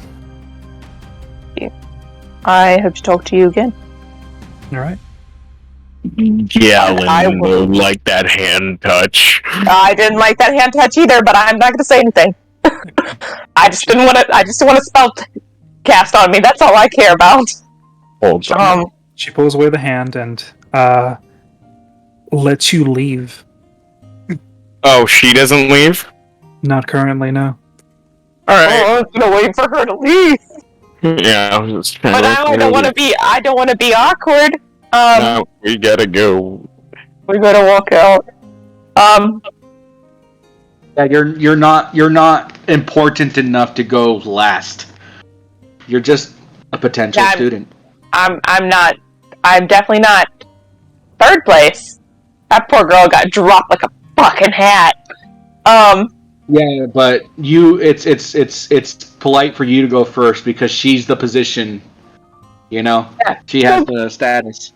Olsen's definitely gonna get up and just kind of nod at her and then walk out. Mm-hmm. She And gives you nod a it. pleasant smile. Oh, Holson also is being genuinely nice, kind. And, She's this woman gonna smile as well. is a half elf. Elven woman. You couldn't tell from the ears too much, but you can definitely sense that this woman was half elf, probably pallid elf. I would like to whisper to Francis to cast Detect Magic. I'm not anywhere close to you. No. He's Yeah, looking you're for right her. next to Wilson. And You guys are walking out. Yeah, We're walking out. All right. As I'm walking out, I'll be like, sure, detect magic. you're blinded by this entire. Yeah, but just look at Holson. If you look at Holson, you just to see be honest, I'm just I would because there's just no way Francis would be like, look, I don't know what's going on, but that'd be a real dumb thing for me to do right now. Okay, so you don't do it. No, I don't do it because in all honesty, it's what? Why? I mean, because there's magic everywhere, literally everywhere. Yeah, but I just Do I I didn't- feel different? that lady touched Holson. Touched your I don't hand. feel anything. All right, just give me a second. Let me just You don't step notice over anything here.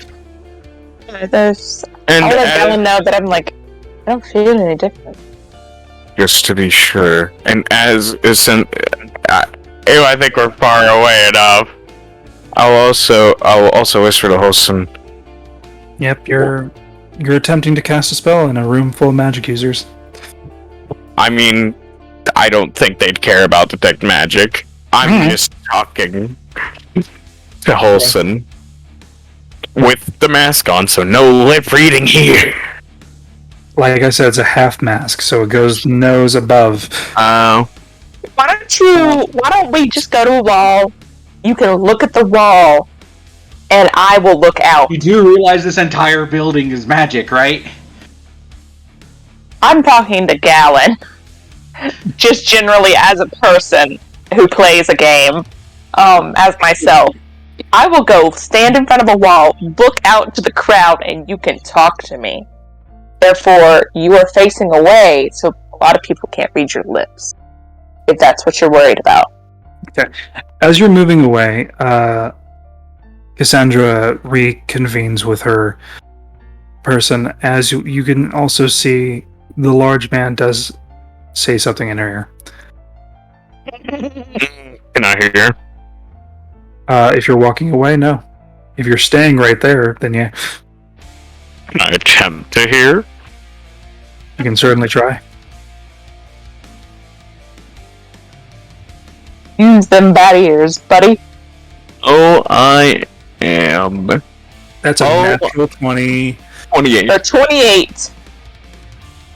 You do hear the company she keeps is disturbing. Oh, leave my vampire friend alone.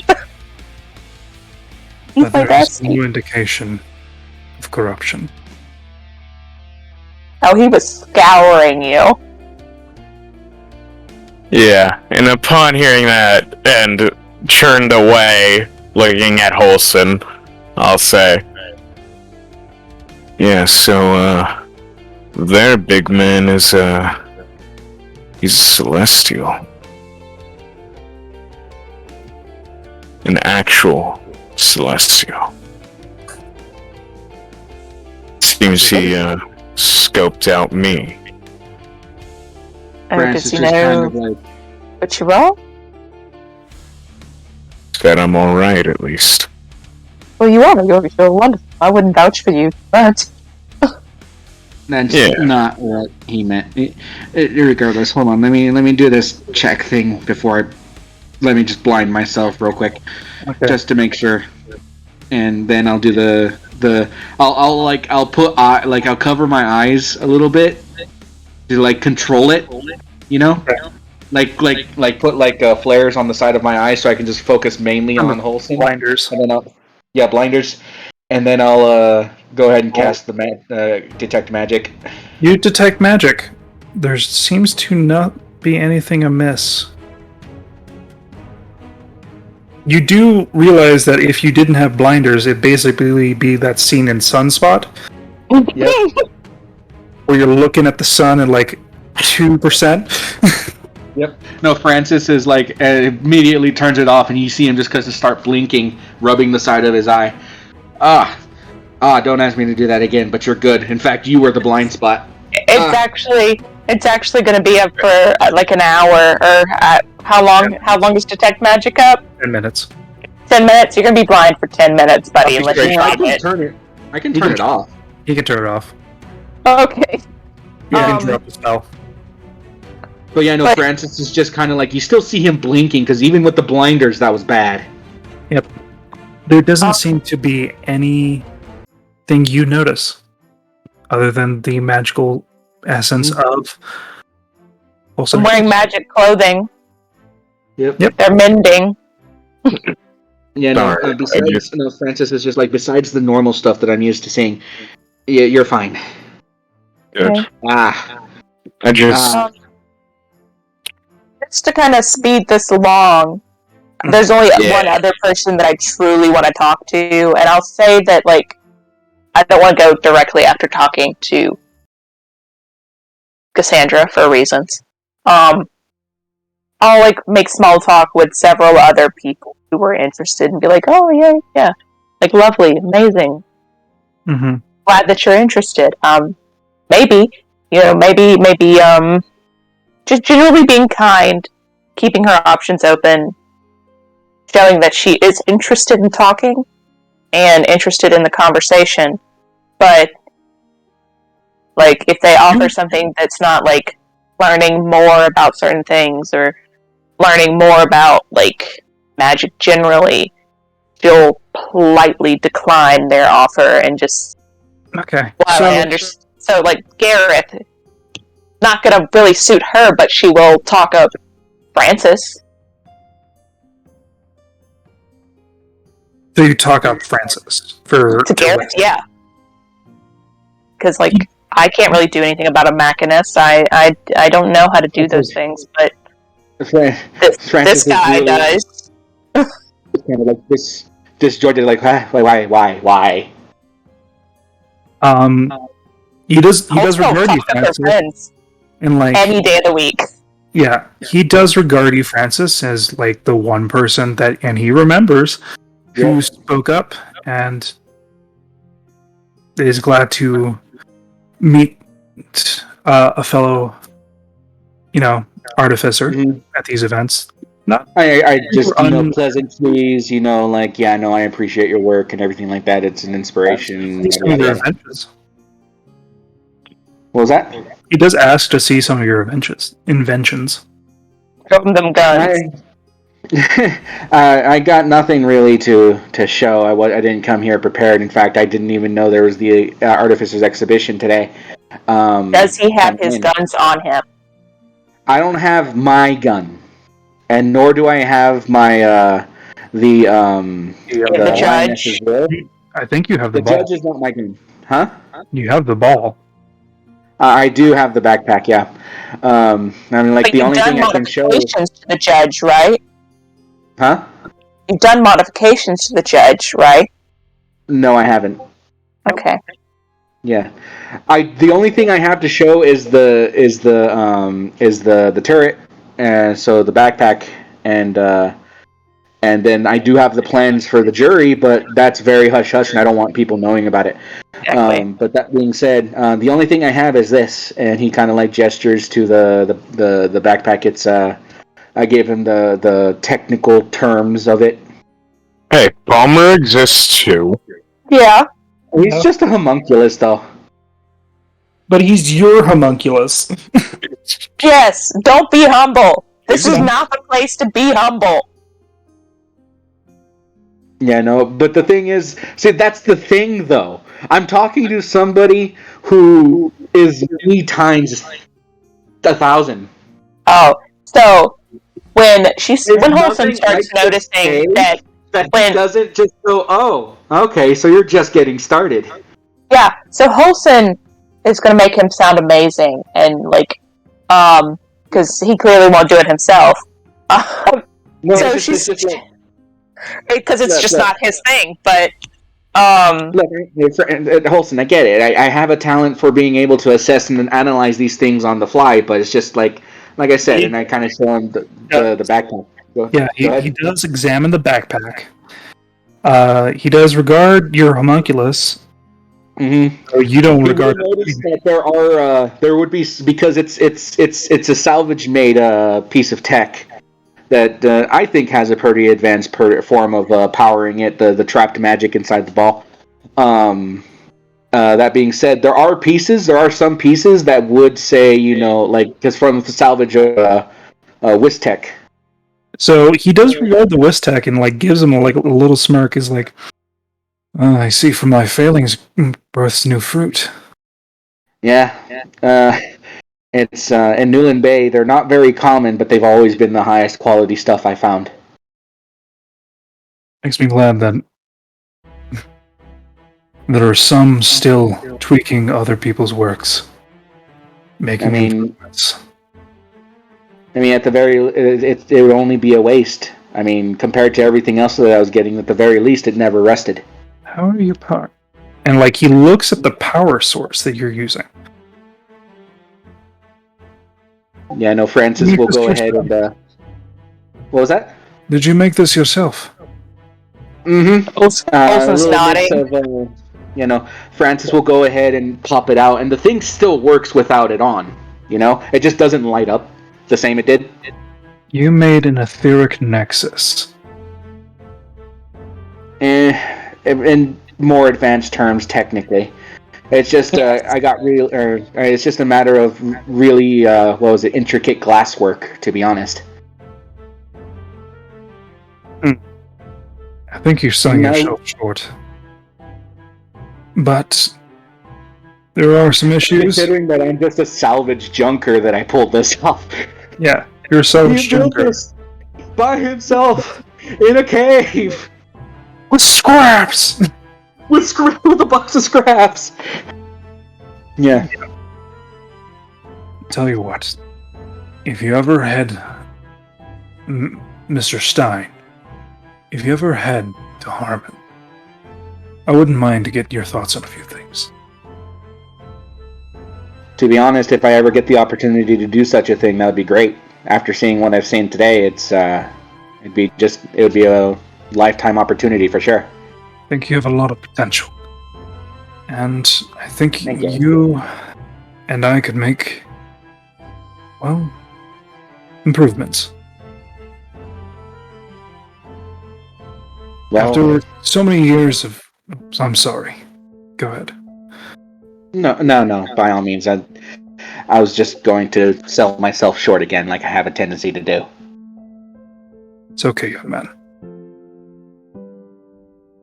It would be nice to have keener, brighter eyes. Look at some old things. And see if they can be reused or repurposed. It's one of the benefits of being a salvage junker. You get to see what's still gold. But I did want to talk to you, Miss Olsen, and I do have a proposition for you both. What would you like to know? I don't have the means to teach you in the ways that you would like, but I do have means to aid you in other ways. If you wouldn't mind assisting me. With what?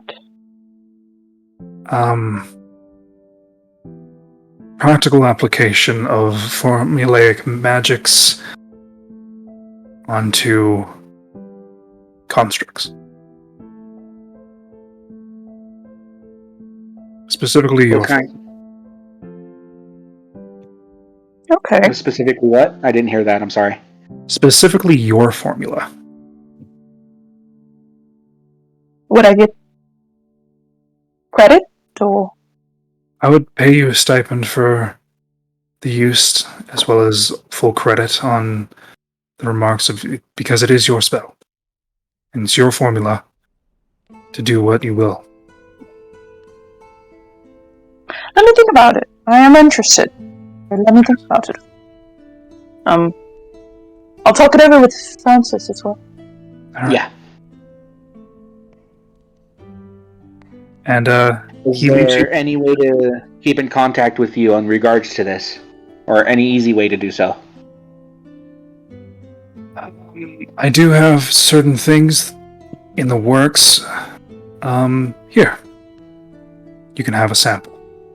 And he gives you a square box with what seems to be a mesh bottom with a crystal in the top. Oh my god, With, Francis! tiles. Before he answers it, or before he tells me what it is there any way I can try and discern the purpose of it? You can roll me a tinkerer's check with This is the one where I get a bonus on. with bonus. Yep. Well, let me double check the bonus on that. Because I think I get advantage, or do I get a bonus? I think you get advantage. I think you get advantage. But because you're a magical- specific type of gnome, you get a D4 on top of that. Hold on. Trying Artificer's Lore. Hold on. Shit. Fuck. Add twice your proficiency bonus to history when checking related items, or related to magic items, alchemical objectives, or technological devices. So you get expertise. You don't get advantage. Yeah. So yeah, I get expertise on the roll, and then the D4. So history, Tinkers. tinkers. So I get okay. That already has expertise on it. 23. This is what you can describe as a non, quote-unquote, magical version of a sending stone. Francis just kind of looks at it, and immediately, like as he describes what it is, Francis word for word matches him. Mm-hmm. Francis just looks up. I only thought that this would. He kind of like looks at the material used. Huh. Well. A lot of gold, a lot of copper, a lot of silver, but Yeah, very definitely. small package. Not convenient for sure. Yes. The wordage will be slightly muffled, but legible, depending on where you are. Yeah, no, I could imagine the connection through solid objects would be more difficult, so the deeper you are into ground or anything like that, it would make even still, just as long as you're in open air, there should be fine. That's what the Excellent for, yep. Signal resonance. Mm-hmm.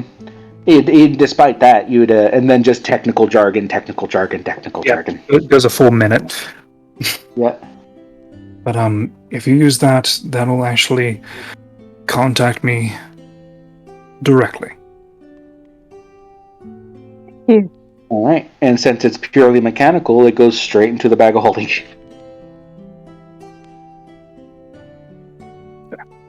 Well, I'll bid you adieu. And he goes off.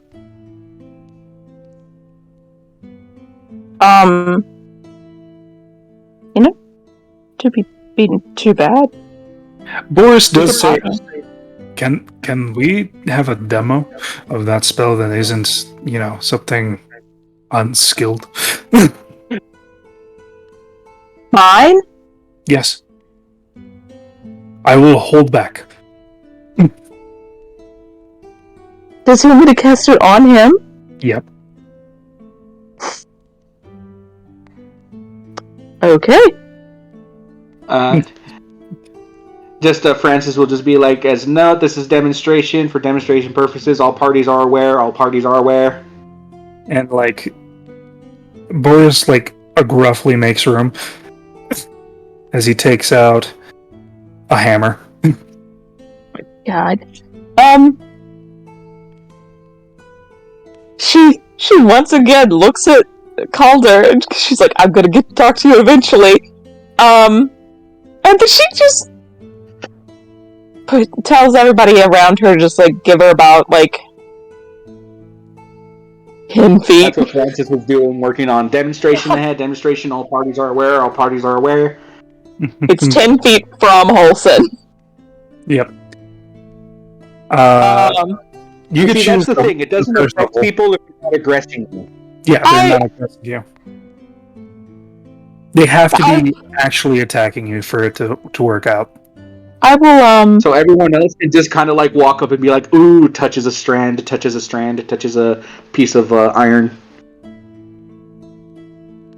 Yeah, I'll do, does he want me to do it at the same level?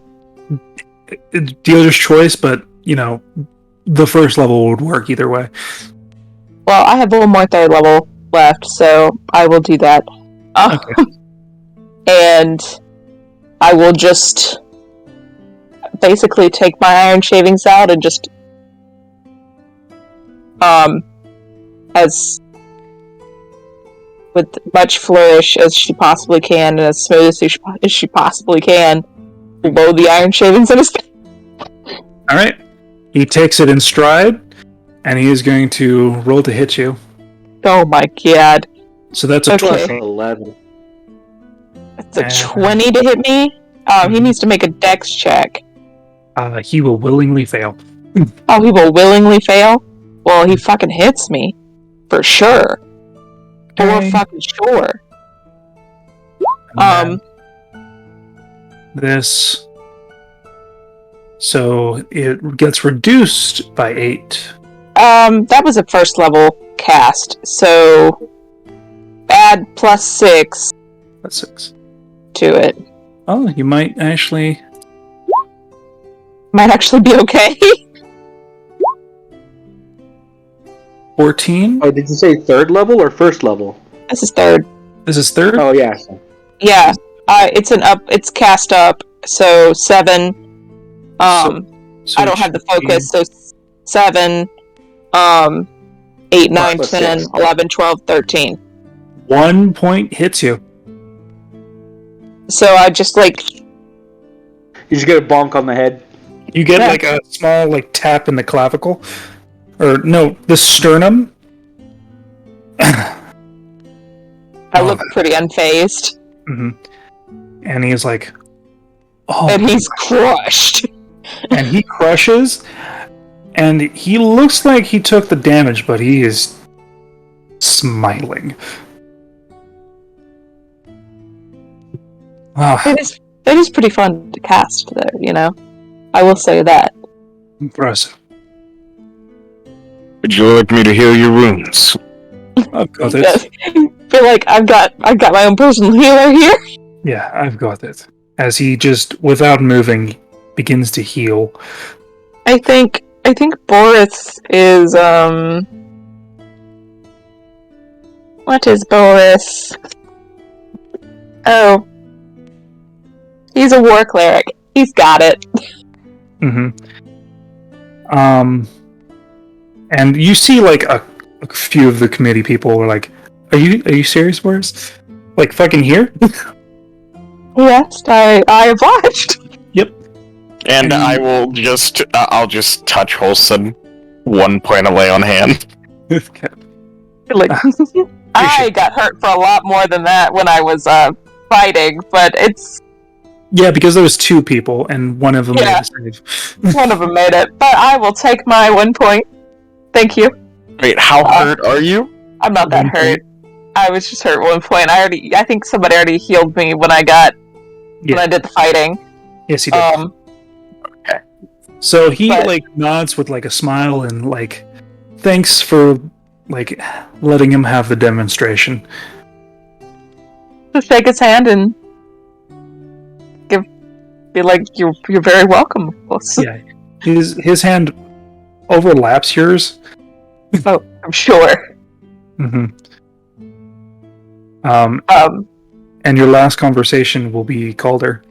Yes, I've been trying to get to him all night. Yeah, which he doesn't approach you, lets you approach him.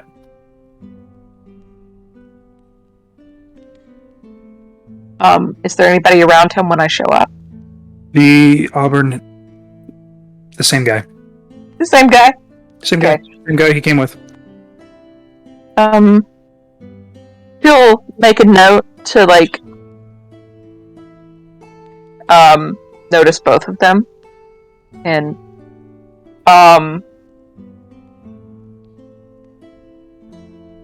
he'll just... You're a hard man to get to talk to. I will say that. But I'm glad we talk now. Seemed to be an easy one to be distracted. And also to find. Well, hey, it's You're breaking up a little bit. She'll just... It's a personal goal, but I do enjoy talking to others. But right. So how's your chat been? Promising. Some, yes. I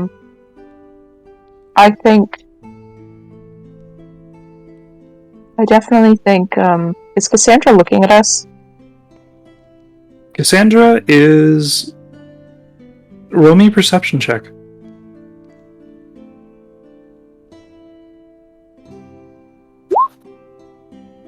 Is she looking? She is, like, nodding to the young woman as, like, she takes a glance in your direction, makes eye contact with you, and does nod, and then goes back to her conversation. But yes, there's Because I've who I've had conversations with, trying to make my way here all night. Truly. I see. She's trying to keep, like, their conversation very private between her and him and the red-headed person who is just there. Yes, you're going to talk in private. I'd love to talk in private. I would love to know a bit more about you. And she'll follow. Yep. As he walks, he walks completely out of the ball area. Like, not even to the balcony. Goes off to what seems to be upper rooms. Maybe classrooms?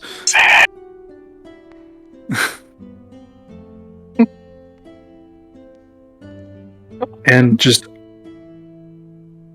with like a knock in the foot to the door opens. Can I use divine sense on him and his companion? Okay. Gotta find more angels. You got nothing. Alright, cool. Cool. Yeah, you get nothing. Not even a whiff. Good. Cool. So, you seem to be in the alchemical lab, which is above the area that you were. So we could still hear the party downstairs. Yeah, you can still hear the party. There's like a window open. Finally. And he goes to, like, certain tinctures. So, what did you want me to talk to me about? I was brought here by the chaplain. Sure, you know this by now, but we were talking about people I would be interested in getting to know more, and I will say, not to seem eager, but your name is at the top of my list. Chaplain is such a busybody for someone that doesn't enjoy people. I think he really does secretly enjoy it, but I got to know him very well, and he kind of helped me figure out who good options, what I'm wanting to learn. I do enjoy learning, and your name came up first as someone he thought would work very well with. But I more so want to get sure on what I did. I could tell when you were watching me, that you had questions. I did. And, like, he's mixing certain tinctures, and you can tell that the redheaded guy is, like, kind of uncomfortable in this space, in this area. Of course. It's like,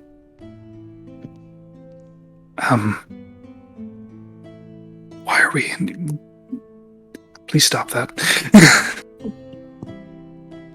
And he goes on to still mix stuff. So... There's gonna be an explosion at the top floor. Yes, I had many questions, mainly on your focus on what are you wanting to do? And why? No one just ups and says, I'm gonna do dunamancy. You're right. Without either a large amount of gall or arrogance. So which one is it?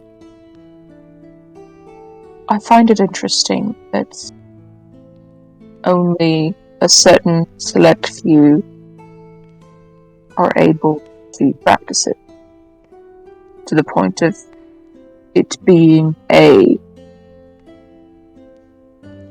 guarded magic in more than one way. Or it's dangerous. I'm going to correct you.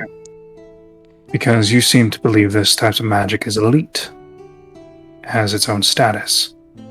And you're not wrong. But the problem is that it is elite for the reason that not many people can do it properly. Done that. But And those statistics are equal to the amount of people who tried and who succeeded.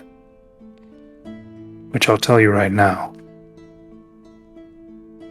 Probably can count on both of our hands on how many people have succeeded. And all the people at the convention. It's probably on all the people that failed.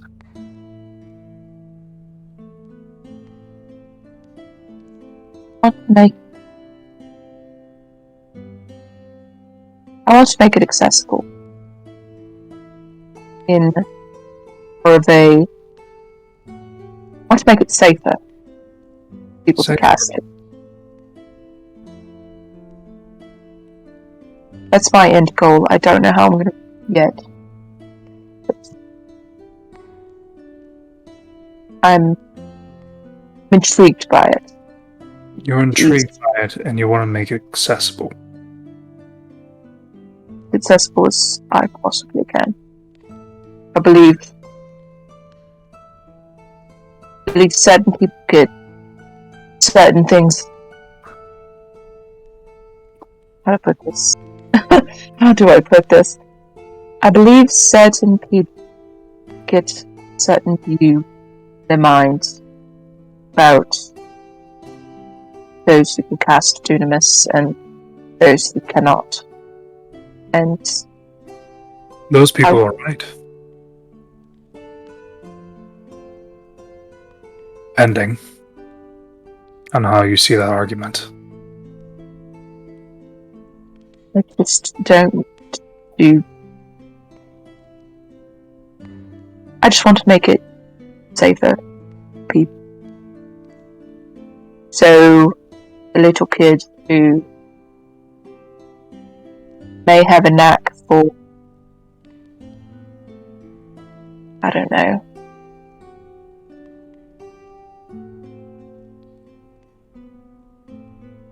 not as I'll state this first here and probably nowhere else, but I've struggled to learn magic. It's hard. It's something that isn't meant for everyone. You do not have that dedication to learn it. But the type of magic is harder. It is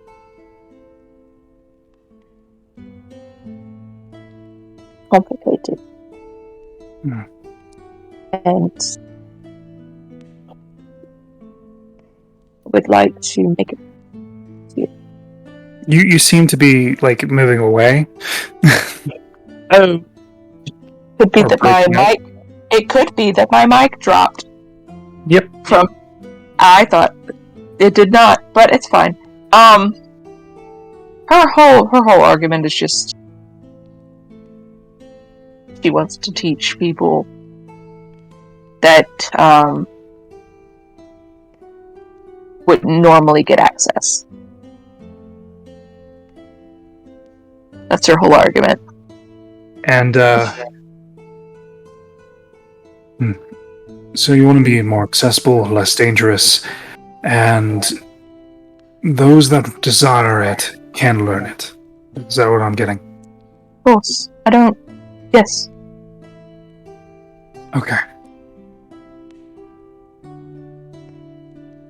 And this is going to be a sour lemon for you to take out. Okay.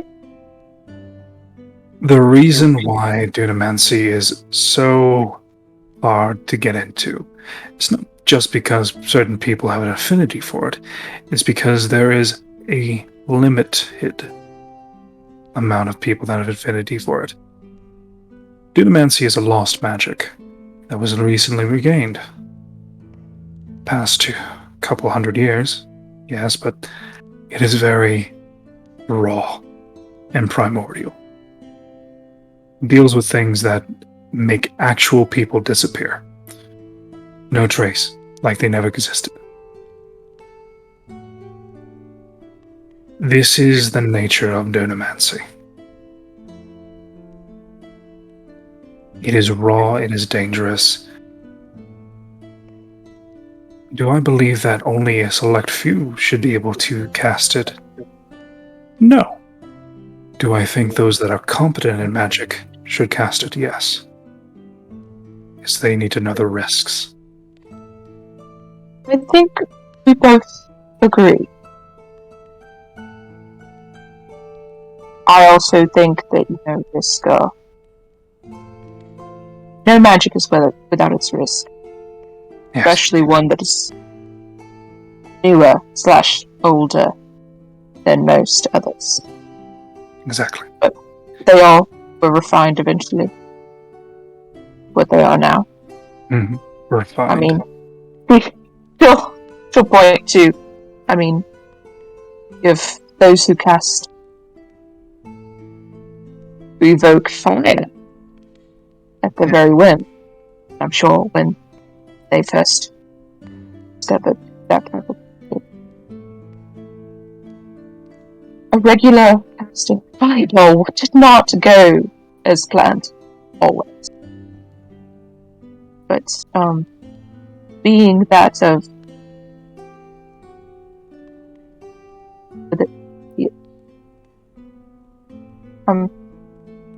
complete, I understand chaos.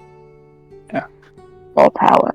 And this is the only time she's ever mentioned she's part of any type of fae, and she knows that's a question they asked. Mm-hmm.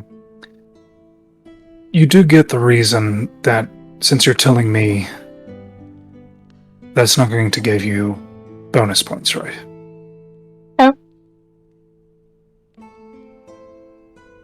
And That's fine. looks past and looks at Gallon and Francis. What are their expressions as he's talking in this way?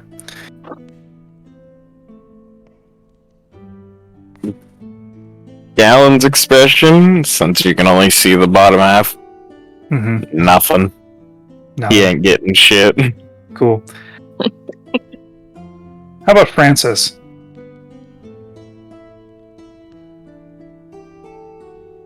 Nothing. Two expressionless partners in crime here. Your friends don't like to speak up, I see. What in general do you think I can teach you? Besides the extent of Dunamancy via Graviturge. I think, just from what I've seen here, you have a lot of people on the toes. They weren't exactly sure, and speaking of the room that were also competing in the showcase. They weren't sure that you were out of school. Surprised when they heard that you did.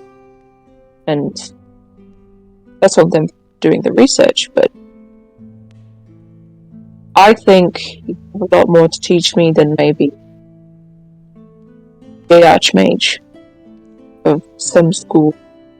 But you could provide a better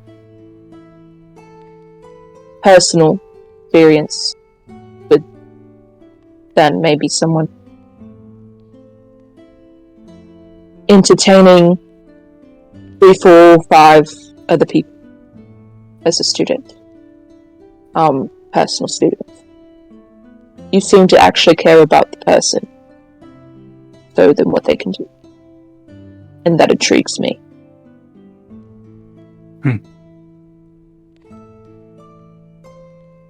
I don't care about people. I care about people, what they do with magic. Because this school is vilified for a lot of reasons because of stupidity and arrogance. That is what most mages lead up to. Stupidity or arrogance.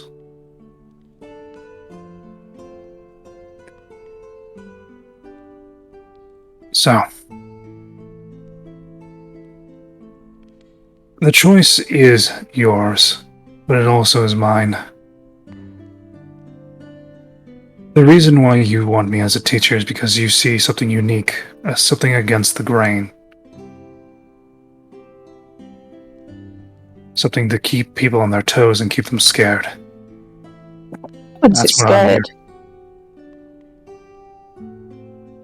I Is wouldn't say scared, but I do want something that's more personal. more personal. You don't like to share. You're an only child, aren't you? I am an only child, but As he finished mixing things in a beaker, takes a swig. Oh, it's not the fact of not sharing. I smell can what share. was in the beaker. Yep. From where I am. You can smell what is in the beaker. What do you make? He basically made a rumshackle thing of brandy. Oh my god. I understand. It smells off, but it smells like it get what's done. It smells like it'll get the job done. Yep.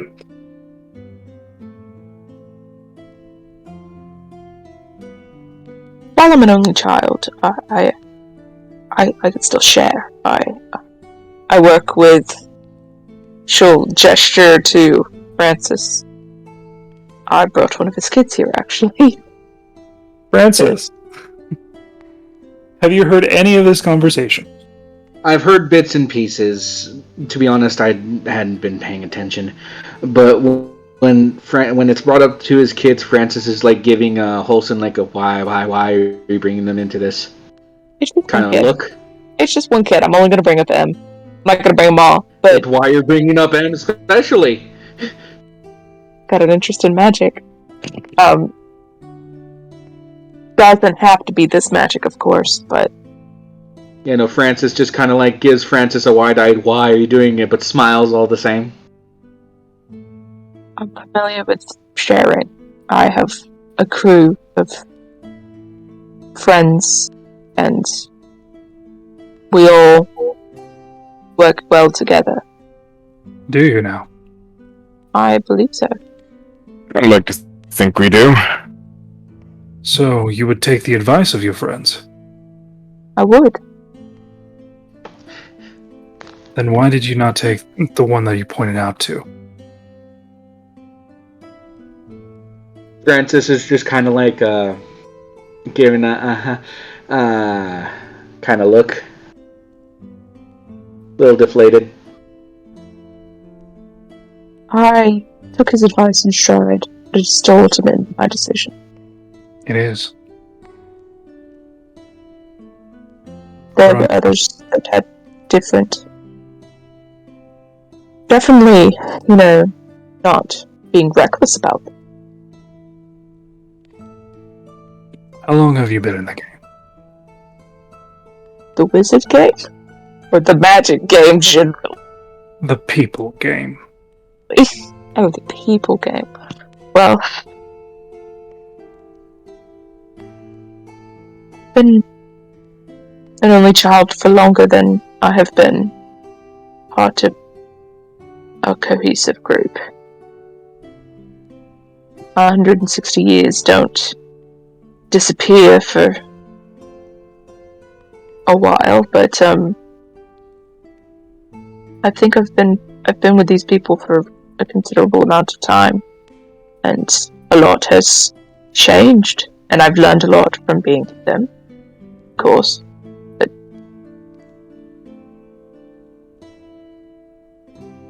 I do well with others, and I do well by myself, but it ultimately comes down to what type of situation I am in. But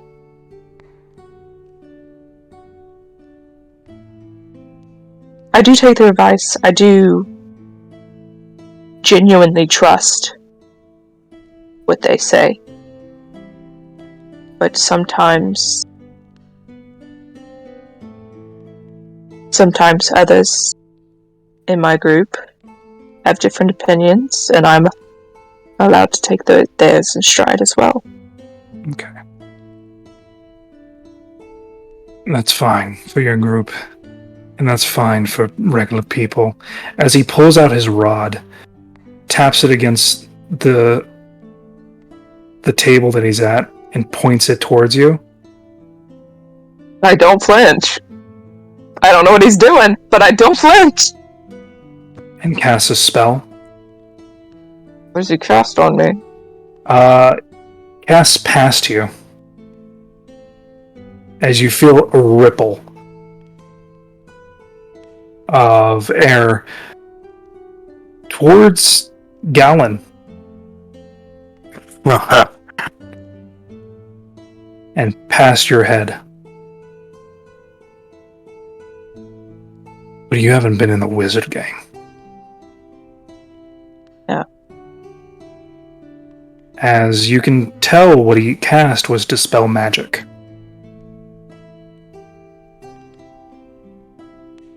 I turn around to see, like, where he hit? Or did he aim it directly at me?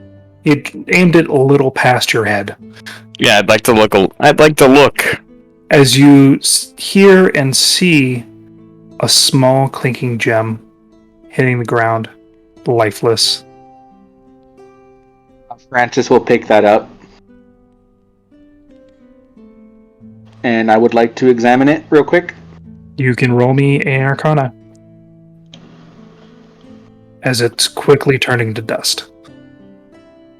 Shit. 25. That is an Arcane Eye. Also, you would know that it cannot be picked up by Detect Magic. Shit. Francis is gonna like hold, like, as it's like disintegrating, he's gonna hold on to it and just kind of like give Holson I'm sorry, but I told you so kind of look. Oh, I knew. But, she's definitely said things. Fun thing is that's not Cassandra's. Oh, whose is it? No. As he takes another swig. Gotta love these sea invisibility potions. They taste like brandy. That's Someone knows it is. Who had an eye on me? You don't know. No, I don't. So here's the deal. I don't see a super great future between the two of us, but I'll give you a shot. Okay. If you do not meet my expectations, I will drop you. I have specific rules. What are they true? 1. No experimentation on living things. Understood. 2. Do as I say when I say. As a player,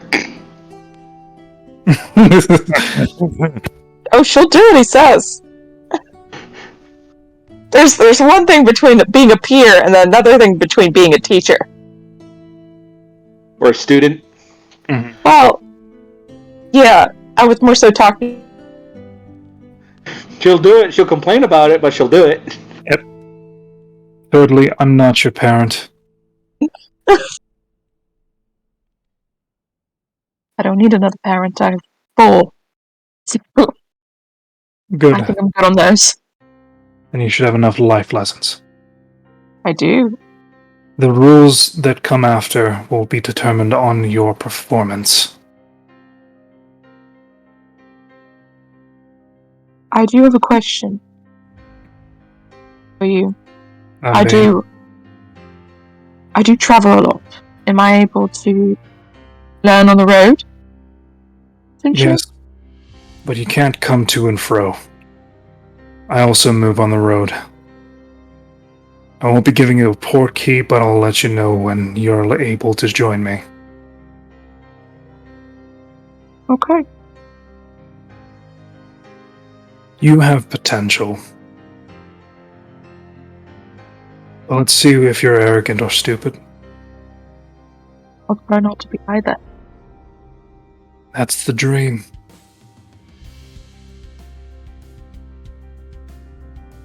I'm gonna be here for the next 2 days. If you want to come meet me during those 2 days, try not to get caught by others to see you. I don't have the invincibility, but I will try. I'll keep an eye out. And as someone that I have invisibility. as someone that doesn't have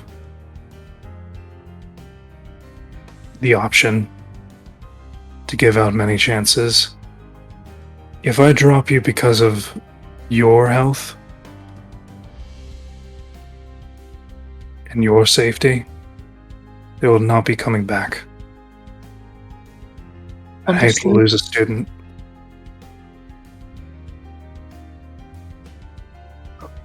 And you, as he points to Francis, you were in the game. Looks like you dropped out right in time.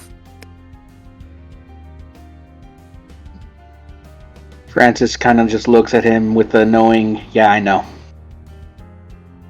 kind of look. Alright. Enough of this before whoever is spying on you comes looking.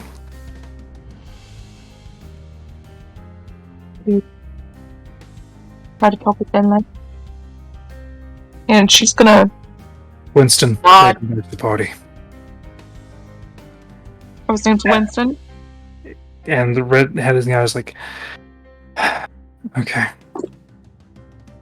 Go with me.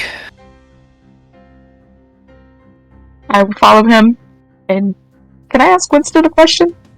Yep. How long have you been with him? I'd say 3 years. And have you noticed the good teacher?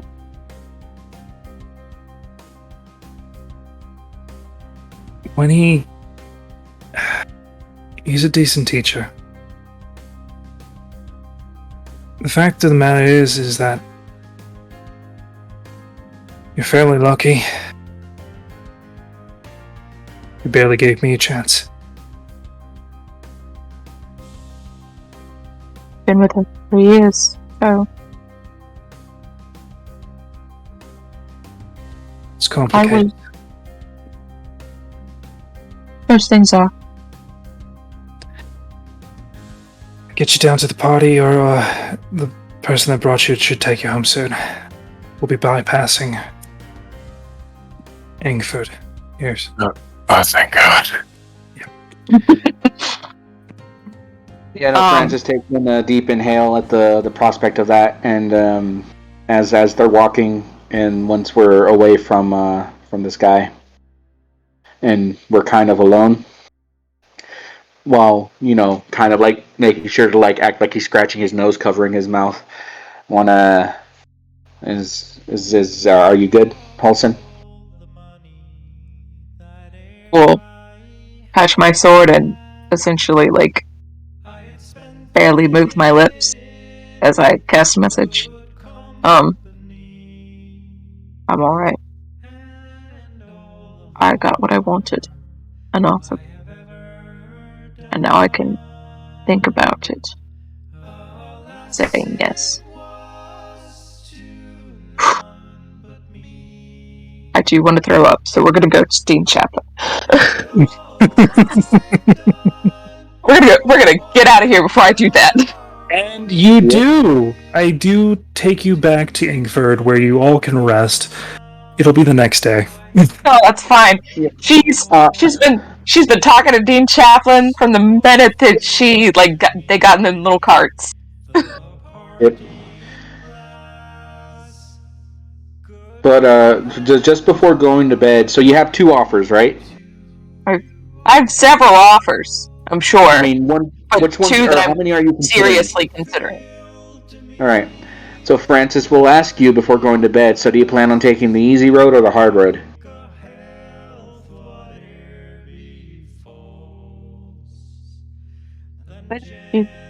I suppose a little What was that? I said the way that they do things in I suppose are a little uppity. Say the nicest. She was my first choice. He was. And I think I'll learn more from him than I will from someone who doesn't know how to show genuine interest in someone and turns down someone simply because someone better is across. Yeah. She has no real interest in their people. One option will let you be you more so than the other. And I know how much that's important to you. Very important. Also, who the fuck was watching you? Oh, I do not fucking know. That's what's got me. Speaking of Dean Chaplin, hey buddy. You know anybody who was maybe wanting to keep an eye on me a little bit closer that wasn't Cassandra? I don't know. There's really no way to tell. You couldn't be any of them individually. They could have had people watching you. So there's no way to say, oh, this person watched you, but it could have been working for someone else. It's literally what I was trying to tell you from the beginning. Alright. Plausible deniability is great. I got the guy I wanted to give me an offer. So, me as a player, amazed. Me as Holson, amazed. I'm going to sleep. I have barely any more spell slots. Yep. So, it's the next day. Yep. So, everybody's rested, everybody's refreshed, everybody's done with that place. Holson is just gonna lay and do nothing except for think. Hey, Quill. Uh-huh. Can I test something? Sure. Wait, is it gonna hurt? Hold on 1 second. I'm sorry, I need to ask. How in the hell did Quill do as well as he did, and he's still sleeping in the same room as Gallon when his fiance's around? Is his fiance still around? His fiance is still in town. No. So how in the hell did Quill end up Go in the see same your room as Gallon? fiance! Quill, what the? Yeah, before we go. Quill, your fiance, man. Go. She's with her parents this morning. I see that. Ooh. It's also also depending on how bird-like he is, you might not be getting laid. Because birds don't have penises. That doesn't matter. Spend time with your girl. I understand. We're not here very often! If you're talking about congratulatory sex, that ain't gonna happen. Alright. Well, whatever. But, yeah, just want to try out, this. And as I, will flex my hands. The new item. It didn't hurt when it was used on me. Okay. You flex your hands and start to use it. you must now use casting modifier versus their strength modifier. He gets a 0. Oh no, Quill. Quill's about to fucking succeed this.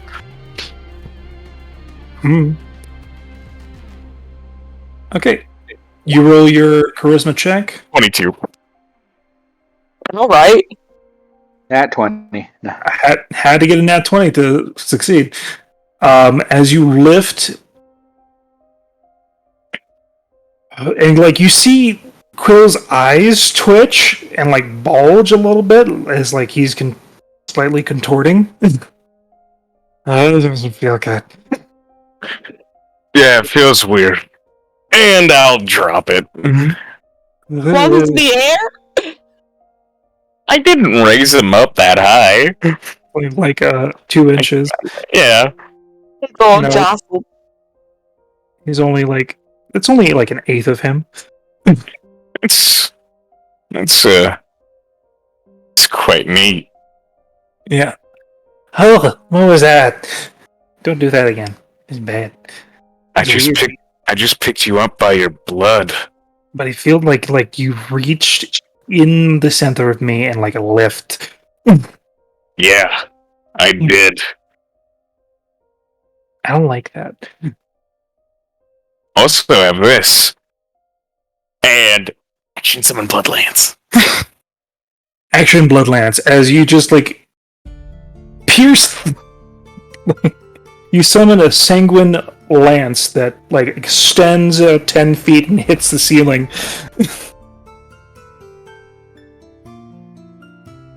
That's actually really cool. That's like slightly swirls in a spiral momentum. Uh-huh. Uh-huh. That's pretty cool. What's it made of? Is that clay? Ow. It's me, Quill. What do you think? Go ahead and touch it. I don't want to. No, go on. He touches it and like his hands get like the goop. Are you doing that big brother thing where you're holding it just in front of him? Go on, touch it. And like his hands are now covered in blood. Yeah. And, like there's like Well, a slight twitch of the right eye. Alright, now. And I get rid of that. And while he still has the blood on his hand, I would like to use Shape Water to take the blood off of him. Alright. You take that blood off him. Does it just puddle on the floor as soon as he does it, or does it like go into the gauntlet? The best way I just can describe how like touching the lance if you're not wielding the gauntlets is as if you were touching one of those like waterfall walls that changes like directions and splashes places. No, I think he did when I let go of the lance. Oh, it absorbs back into the gauntlets. You gotta Okay. keep that regularly rotated because that's gross. But yeah, You gotta oil change that thing very regularly. I will take the blood off of Quill, and I'll just start like Gauntlets? just gauntlets. Gauntlets. gauntlet. What? That's what you say. Gauntlets. Gauntlets. Okay. Yeah, no, Lycan, you called them gauntlets. I said gauntlets, I swear. Nope, there was an L in there at the beginning of the word. Oh. That was funny. Well, they're gauntlets now. They're gauntlets now. It's all gauntlet now. Yeah, I'm gonna just move the blood around. Just I fucking love these things. Galen, I don't want to upset you or hurt your feelings, but you're a very upsetting person to be around. Oh no. You know, that's fair. And I'll destroy the blood. Every time that I come into a room, there's blood. Every time there's an interaction, there's blood. I don't have a phobia of blood, but it's starting. Listen, it's like Oh, man. You're gonna be very desensitized. listen. Once you're around it enough, you won't care. Trust me. The issue I is, think you will. I do want to care. But Seeing you in a pool of blood and not caring is how I don't become a good friend. That's right, Quill. And like looks at you like true.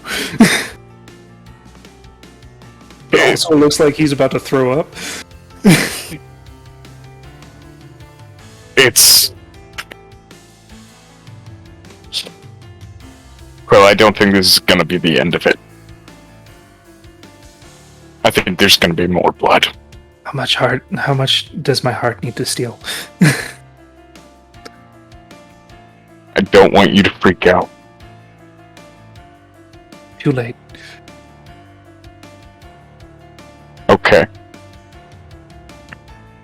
Just don't worry. As long as you don't summon like blood rain, I'm okay. Gallon stops talking and lowers his hand. And as You know long what, as you don't maybe- find like as long as the bathtub is full of water and not blood, I think I'll be okay. Because I don't want to ask these questions. Okay, so about Hold that on a second. part. Goes to the restroom. Okay, so about that first part though. But why? we move from that part. We'll get back to that. Don't worry about it. Let's just go get breakfast. Blood sausages. Let's go. I'm not hungry. I'm sorry. Yes. You. Yeah, I'm sorry. This is just gonna get worse. Oh yeah, he's a bird. Let's get him some bloodworms. I don't I'm like sorry. your disembodied voice from the outside window. I have a frying pan. You can fry him up.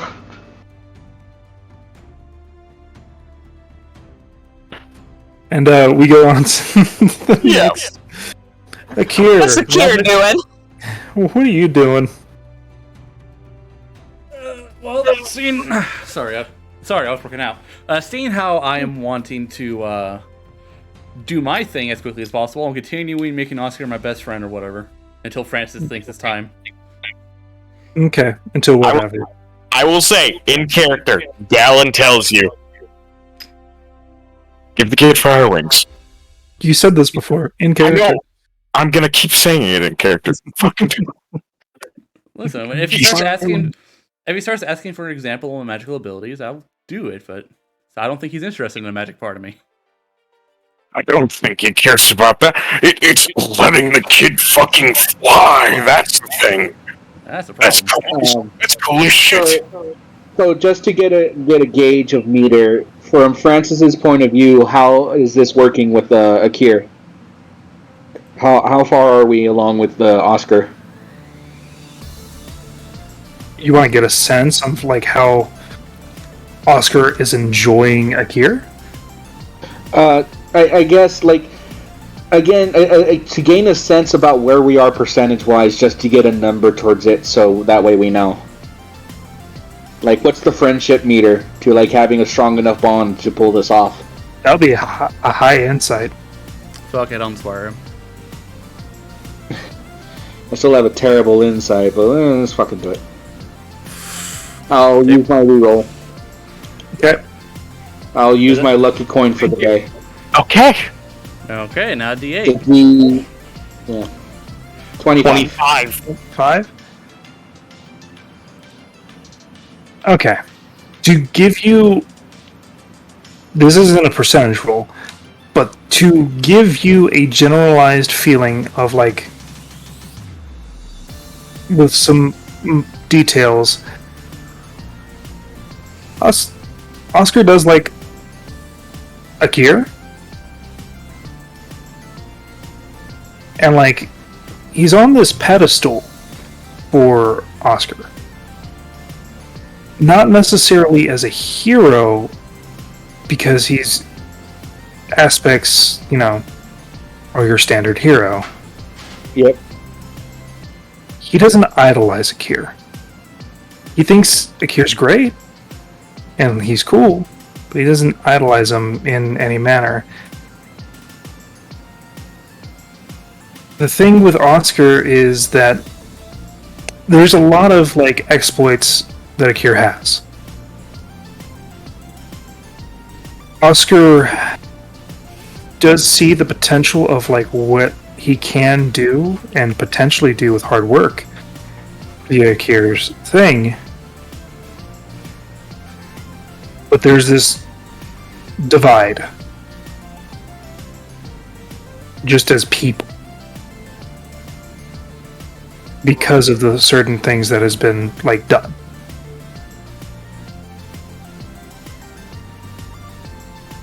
It's not to the point of like it's 100%, but it is getting places. So actually, what I will go ahead and recommend, then this is me helping Akir throughout the day, as I kind of like will let him know what I'm noticing, that things are moving, just got to start refining, start tuning it up to get it to where we want it. And I think instead of being grand like Akir is used to, I think in order to really start getting Oscar to attach to him, a little bit of humility on Akir's part. Be I'm gonna relatable. teach him how to be a bard. He can't use magic. He doesn't have... Anybody can become a bard.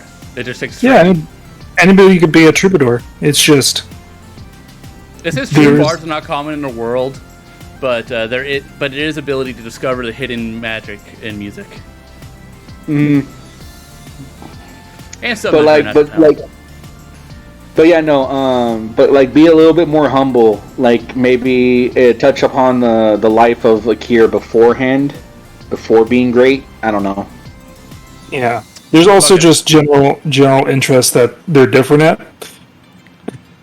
Fucking Akir's failed once in his life. He'll tell Oscar that in his normal storytelling manner. Of how Akir failed the one time. The one time in his life he's ever failed, and it's what got Sorik's attention. That's does that make a story that makes you great? Yes. That's what Francis is telling you. Try and be more relatable to him and his story. I did used to be an urchin. I mean, that's how I'm proficient at these tools. Yeah, I would say, buddy, I'd say that's the way to go. I am afraid that I'm afraid that doing that will make him starting to aspire that lifestyle. I think Francis put him on a path. No, it's the lessons that, because to my the way I see it, or the way I think Oscar sees it, is that you're just great, you're awesome, you're the best a person could be. Maybe it's just how there's a gap between what he sees and maybe what is true, or what Oscar's just a simple person. He doesn't need someone to be on a pedestal or put on a pedestal for in his life, and that's something you're really good at, upping yourself up, which is a great talent. Just for what you need, maybe and Francis will give a quick download of the kind of life Oscar has lived with Francis, and to his understanding what Oscar was before. Yeah. So, like I said, like beforehand, Oscar has been like fairly sociable when he was before. He was in the group. He's one of the elder kids, so people do listen to him, except for like the older kids. Just because they have that dynamic. Yeah, that's oddly relevant to Akira's early life. Yeah. Yeah. The leader of an urchin organization. There you go. That's your Alright. in. He's always had an affinity with animals. And definitely don't make it grandiose. Then I will tell him. Then I will set up a tale to tell Oscar of a simple thing in my past life as an urchin. Not the awakening of the undead, not joining armies or whatever to try to build a name. I'll tell him about the time I saved my sister. That's beautiful. Because Oscar saved his sister, Curly, from being captured by Hush.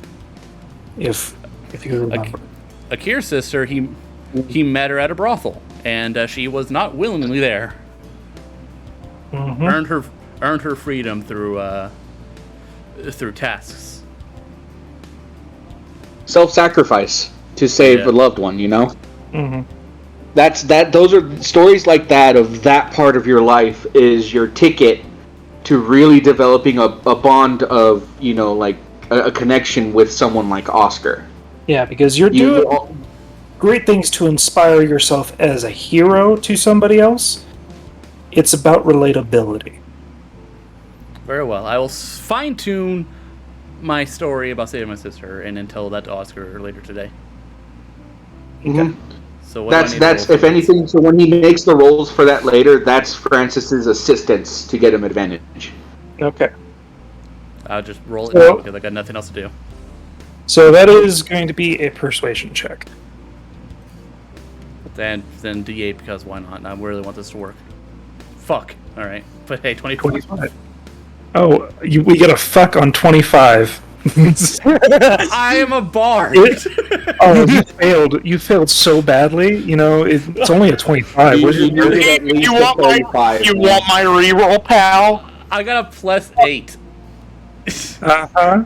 You know check 11 and 30 You know what? and like other things. You know what? I'll use my fucking reroll. How about that? Oh, let's hope it's not a 26, but oof. Nah. Oh, 17. There's a chance for it to be higher. Fuck, it's a 22. 23. Might as well throw your fucking character sheet in the trash. Take mine! Take it. I'm taking it. Yes! No, wait. If it's a 2. Alright, 27. Let's go. 27? I wish it was better. I wish it was better too. Because what else could it have been? It could have been a 28. Ah. Oh man, you could have had a fucking 30 something, you know? Yeah, I could have. Fuck, that's what I was hoping for. 27 still just right below nearly impossible. 27. Fuck. I needed a 40. I'm sorry. Oh, not 20 because I didn't. No, I couldn't have. I could have got 36 at most. Yep. Right, so, poor you. So 27. What's my thing? How's he looking? How is he taking to my story? He's taking to the story somewhat, like better, like way better than your other stories. Which and I don't I feel like I don't just tell the tale of me going into the brothel, meeting her, and deciding to save her. I build up the relationships that we would get because she was also an urchin, and how I'd sneak her food and stuff like that. And I would lead my life before heroism when I was a thief. Yeah, and I feel like Akir, just as general, like he's proud of this moment, but it's not his proudest moment, is it? No. He loves his sister, but this is a story he almost never tells. Yeah. So you see a young man react to the story as if it was one of the better ones, one of the ones that had more prestige. And like, I think would that confuse Akir? Kind of. He's used to people looking at him as a savior, not a thief. So the fact that someone would take his lower points in life and look at that with prestige would actually be like, why is that the thing that you honor? Do you ask him about that? Do you ask him? I'd look at Francis to get an indication about whether or not this is something I should pry on. Francis is like hiding behind a box. Go, keep going, keep going. I ask. How do you ask him? This story most people look at with disdain, knowing that I was once a villain instead of the heroes they know. Why is this that? I do not know. What about If you this see- story? If you see yourself as a villain in this story, I think you're wrong. You did something out of compassion rather than something for glory. You did it for someone else rather than your story. And I think that's what I like it more about. You did it for love. True. She's your sister. True, I love my sister. She and I do not share blood. She is an Urgenasi. I am Dragonborn, but I don't share any blood with any of my siblings. which is why I have what's it, compassion And- for every situation. Bonds don't can be think you built. Bonds can be built without blood. There's a saying that people tend to say. Everyone thinks they're the hero of their own story. But I think a hero is determined by other people.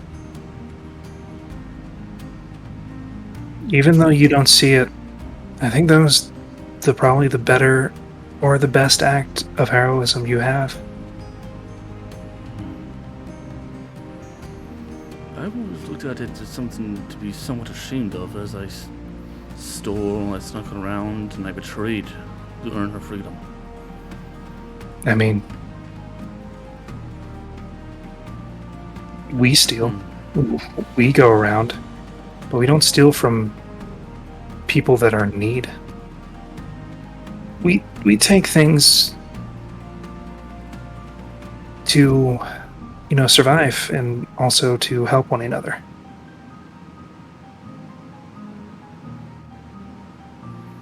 We're family. That is a perspective I have not taken into account. Francis is just like holding a hand at his chest, just absolutely so proud of Oscar right now. And I think maybe along the line, you used to think that too, but then somebody told you different. And I feel sad for that person. And I feel sad for you if you don't see it either.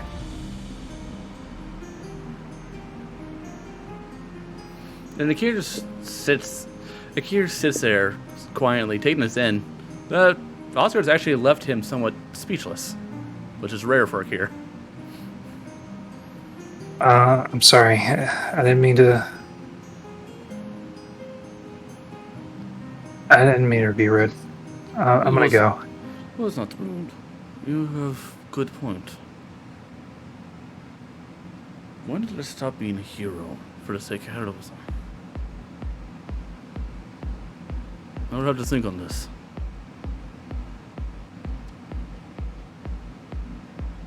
Because you're right, at some point I changed. I used to do everything I could for the lesser men. Lead a militia to fight off local bandits. I used to steal to give to my family before we separated. At some point I did things for people. I do not know when that changed.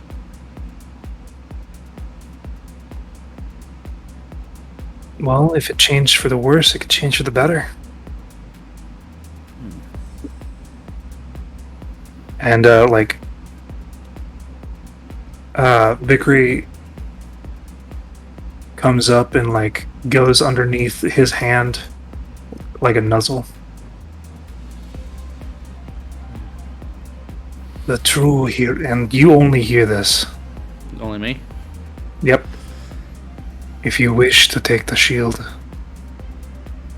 there is requirements. But nothing says you have to already be a hero. This is why the boy was chosen.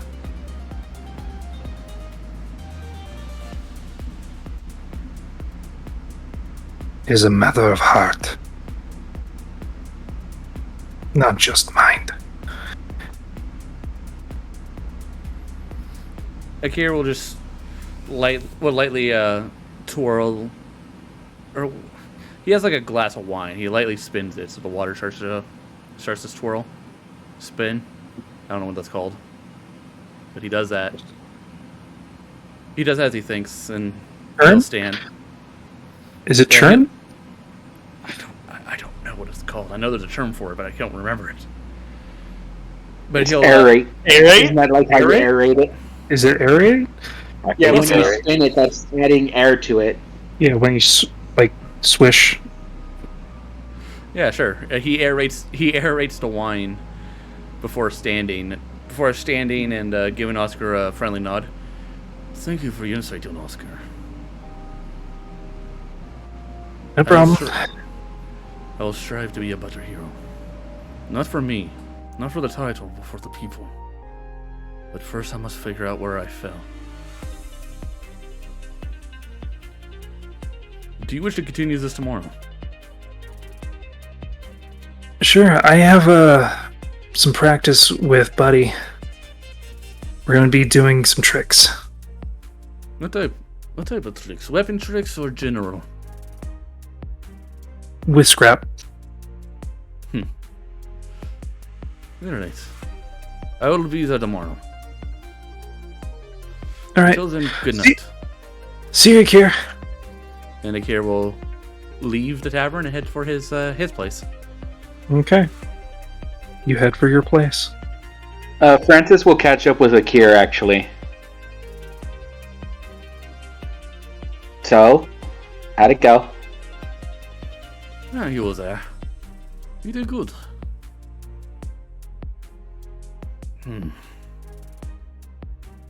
You liked that story because what I did not for any sort of glory. I merely did it to help someone else.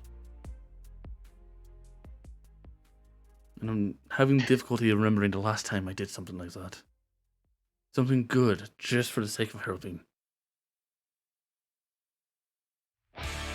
You know, that is just about every single second of everything I've ever tried to teach all of them. You know? See, between you and me, my father used to speak of really only just doing kind things for the sake of doing kind things. You could never meet a nicer man than my dad.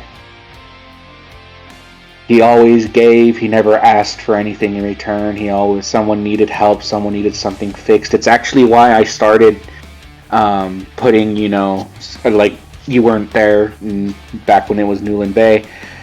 I started just helping people out by fixing their things and letting them pay me whatever they could. If they needed a wagon fixed and all they had was 2 copper pieces to their name, I didn't even take any payment. I just helped people. And that's what I tried my best to teach them. Because, like my father used to say, that kindness is the strongest thing in this world. And this world needs more kind people. There aren't enough. And that's why I try my best to do what I do, and I have my struggles. But it's why I do what I do. It's why I fight the way that I fight. I act the way that I act. And that's the thing, though. I apologize if ever I came off as, pretentious to you, but I think that's probably what the problem I had with you was. that I didn't understand why you did what you did for why you did it. We're all different types of creatures.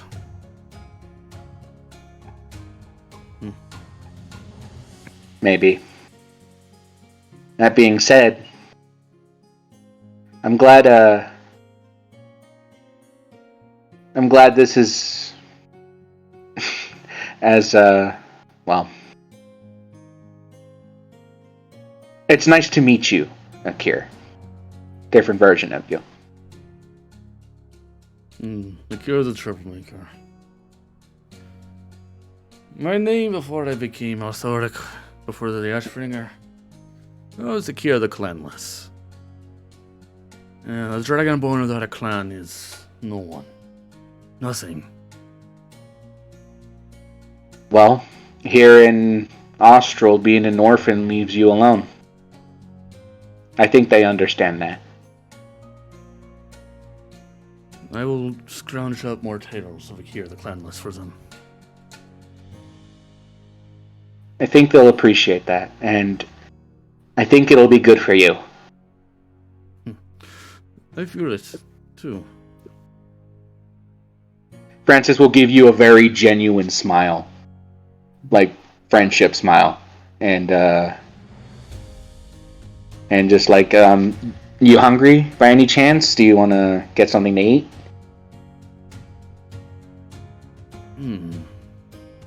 Sure, I could use some genuine food.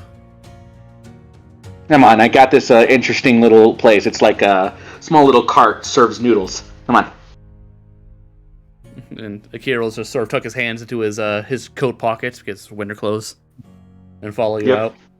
So above board, that interaction there did better than any other interaction before. I think for Francis too. Like, in all honesty, I was thinking about it. I'm like, yeah, I think that's where Francis had an issue with you. Just thought that Akira was high and mighty and pompous. Didn't know he had well, not a mean streak, but he had troubles. There was a side of him that there was a point in time where, in fact, Francis and him were the same person.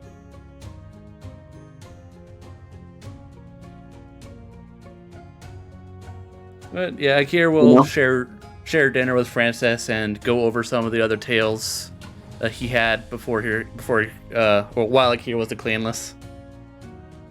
And Francis will in turn tell some of the different stories of the different Junkrats and whatnot. He won't be able to tell a story as well as Akir, but just back and forth, having a really good just between Akir and Francis, just bonding. Yeah. So obviously your resurrection scroll did come. Yeah. I forget if we said that or not. Yeah, you did. I have it in my. I actually gave it to Francis to use for when I die. Yep. We're gonna skip a few days if you guys don't mind. Yep.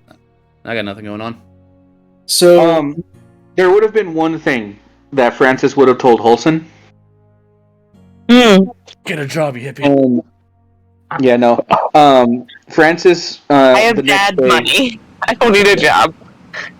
No, but like Francis would be like, hey, I want to apologize because I did kind of make a small little tactical error that might have hurt you yesterday, and all's well and all is good, and I think for the most part you came out unscathed. I say that tentatively, but no matter what you decide to do, that's your decision, and whatnot, and I hope you choose, the best suits you. But there is one thing I highly recommend more that I hope you listen to. And that is, sooner rather than later, I would go and speak to Teen Chaplain to have him take you to where you can inscribe your spell into the codex. The sooner the better. As in, like, today would be best. Yeah, no, that's her goal, Mm-hmm. She probably would, while y'all are doing this with, Oscar?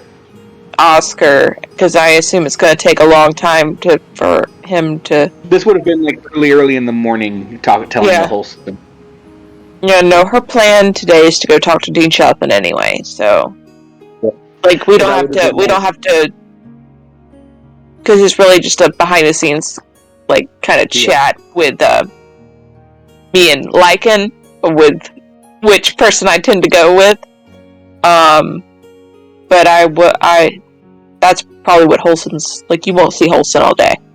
Because it's going to take hours to do this. Yeah, but like, first and foremost, like, if you can get the paperwork in for that today, you will be in a really good spot moving forward, because the longer you wait, there's a chance that someone will take it from you. Yeah, I don't want that. Nope. Yeah, no, she's with... Odds are she probably already started it with Dean Chaplin. So Dean Chaplin would take you to officiates in the High District to add your spell to the Arcane Codex. Basically the spell of, like, known written spells that are created. You know, this doesn't have every spell in the world, but, like, has most of them that are, like, fairly common and have been actually put in the Codex. With you putting it... So that way you're... Go ahead. Yeah, with you putting it in the Codex, because the person that runs the Codex are true namers. I don't know what that is. You can roll me Arcana. I don't know what a true namer is. 20. That's what you needed. Oh boy. True namers use a ancient type of magic of names. Putting your name into this grand book by a true namer will make it so it is known universally as your spell, if it is to be used. Basically, it gives the same credence of, like, Bigby's hand. Oh. Or, like, Orluk's Resortian Sphere, Tasha's Hideous Laughter. It makes It'll be, as you announced it, Holson's... Metallic Exaltation. Which it will become a spell, you know, that is colloquially in history forever been created by you. You will be known throughout history for making this spell, rather than those individuals that made Magic Missile, which just is Magic Missile. That's what it is. Well, I would like to be known in history, and then I will call my dad. And then you also get a stipend, because that spell becomes, you know, plastered everywhere. You get, you know, royalties for it. Okay. It's like it's like music nowadays. You'll get like a copper every single time it's used. It's recorded. It's more like a patent. Instead of, like, you having to pay for the patent, you get paid for it. Oh, okay. So it is of a first level spell. And you went through a lot of people, certain things. I need you to roll me a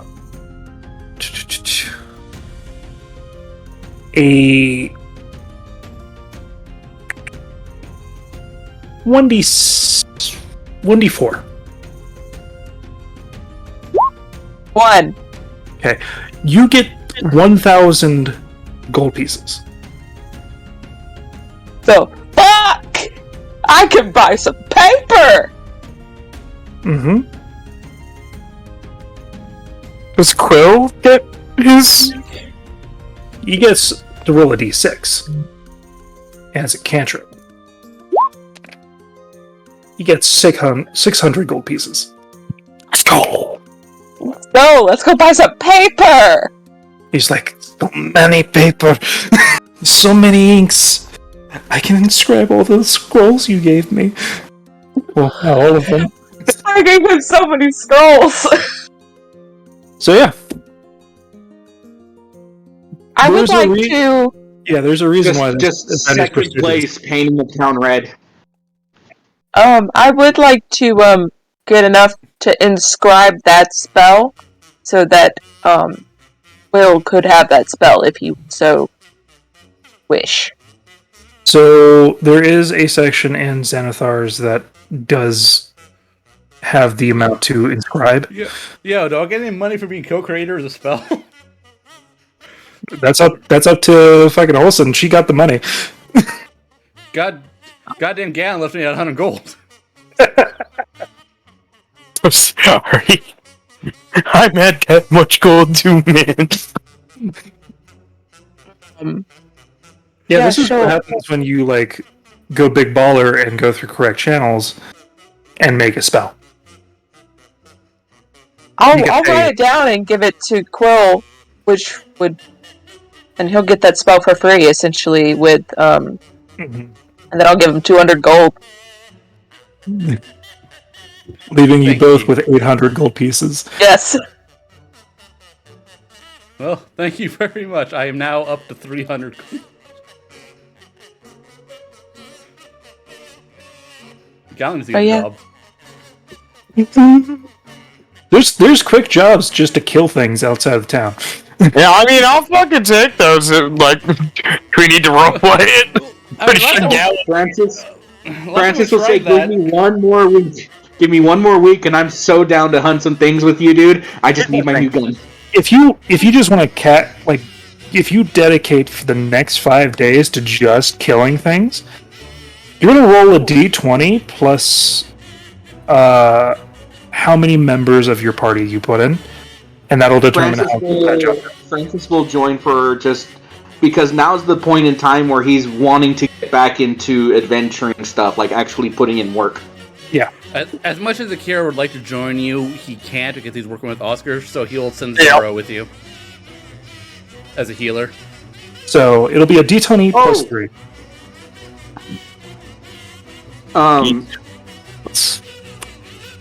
I'll wait until like 2 days have passed, or I'll wait until the time skip because I want to talk to Bellows.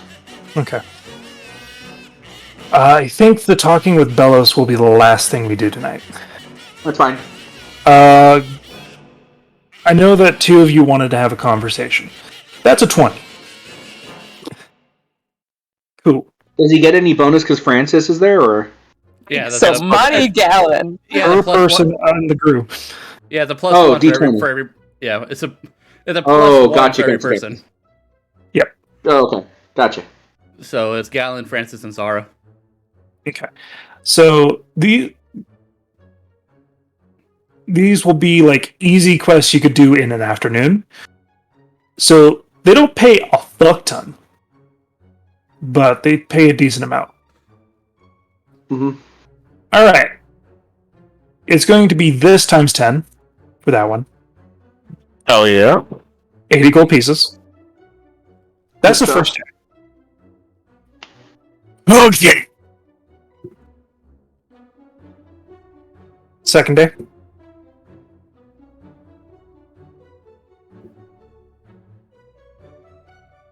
Oh, am I rolling another d20? Yep. With how many people are joining you? Zara again. That's 10. So this is d4 plus 10 times 10. 40. 120 gold. Alright. Okay. Did you see the mandibles on that thing, man? Dang! I've Another d4.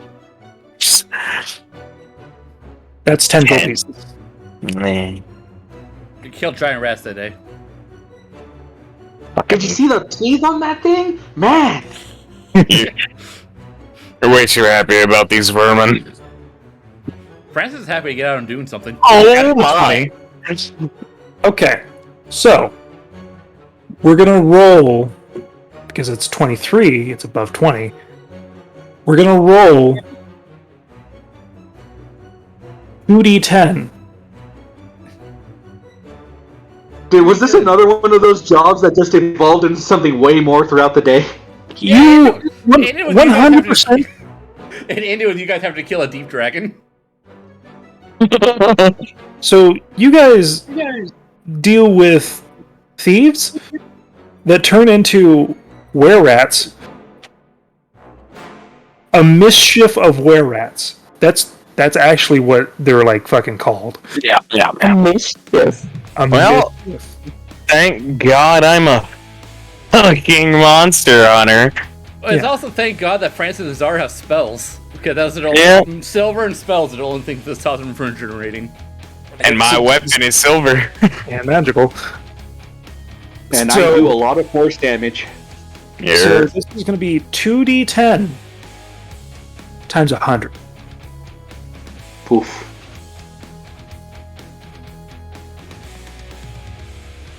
Oh, no 300 way. That could have been so much better. It could have been so much better. Do we have anything to re-roll that? Because that's sad. How many rerolls are on the table? I technically have a reroll. Olsen's one. Holson's the only one that has one right now. I'm not gonna use it. Damn it. But it's the end of the session. Yeah, Oh no, I'm not gonna use it for the session. You can have it. Oh, I will reroll one of those 10s. Gallon. One. Yeah, obviously it's going to be the 1. Are you sure? Hey, look, So 9. That's much better. 900. Hey, I got my money back. Yeah, you do get your money back. So that was the third day? Yes, Fourth. it was. Fourth day. It was the last one. Okay. Yeah. Alright, so that was a total of 990... 1,030 gold. Minus 500. Minus 500. No split half. Yeah, I'm giving straight up 500 to Akir. Yeah, I know, but that's your share. Yeah, that's I know. your half. That's your half. I know. All right, so 515. So Francis. we're not done with the numbers. There was one left. Yeah. It's just what we have right now. So right now, Gallon's taking home 15 gold. Yep. You- Yeah, that's what happens when you borrow money, though, and you're a good guy, you can pay it back. yeah. I literally paid you back within the week. No interest. Don't have to send the gold hunters after you. I minus 30 for my employees, by the way. They're taxmen. They're called taxmen. You know, whatever you And want to then- call them in this land. Ah! Nothing. You do not get paid. What was Not that even job? chip. Yeah, to clean out the latrines, accidentally find another ass monster. They blame you for another plague in the city. He got paid in experience. You get paid in exposure. Francis is like, are you serious? You couldn't have told us that before we left? You got a bowl of soup. It's the greatest prize of all. Exposure. Exposure, that's like you have eventually Gallon has to pick Francis up and start carrying him away. It's not worth it. And like, it was a big job too. You had to kill like 5 polar bears. I know what was the job. What'd they make me do? Roll in the job Mr. for Red. like it. Where is this chart? Let's see what you got. I like to think that, like, Gallon just... He sits there and he thinks about it, and then he just comes up with... I'll pay you an exposure, and then you just leave him to die. In the elements.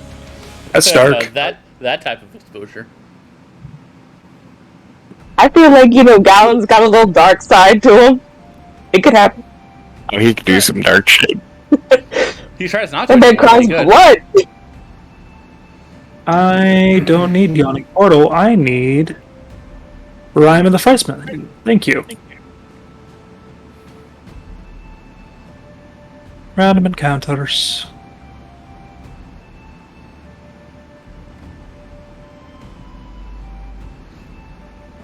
This may be the man that I make shit himself.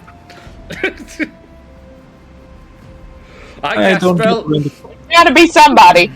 Listen, prestidigitation is basically the spell shit yourself. Okay, you can soil people. a neat spell. Colson said BRB. Yep. Random encounters. I need Arctic. Thank you. Give me 1d100. Go, Francis, because you haven't rolled in a little bit. Well, that's fair. I'll take it. 9. 9.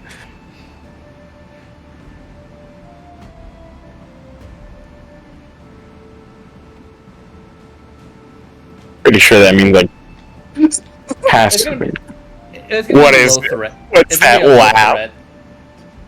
Once again, another party fouled by one owl. We had to catch an owl. You had to catch an owl. And then he didn't even get paid for it. I'm just remissing, like, the beginning stages when you had to find that, like, pygmy griffin. And it eluded you. Yeah. And then fucking people cast sleep in the air and, like, a fuck ton of seagulls fell to their death. Gallon just molds his blood and forces it to come.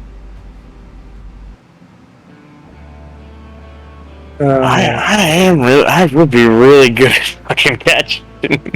Yeah. So you got thwarted by one owl. And did not get paid. It made every single save. That Yeah. turned Every into like a full-on necessary for the most elaborate, stupid trap, and even then it only worked because we got lucky. Yeah, you guys all come back and it's just like, why are you covered in snow? It's been 11 hours. What have you been? I do not want to talk about it. Francis puts down the cage with the bird. That's yours. We're leaving. And it's one of those like lovely like fucking barn owls, like My fucking like owl's better.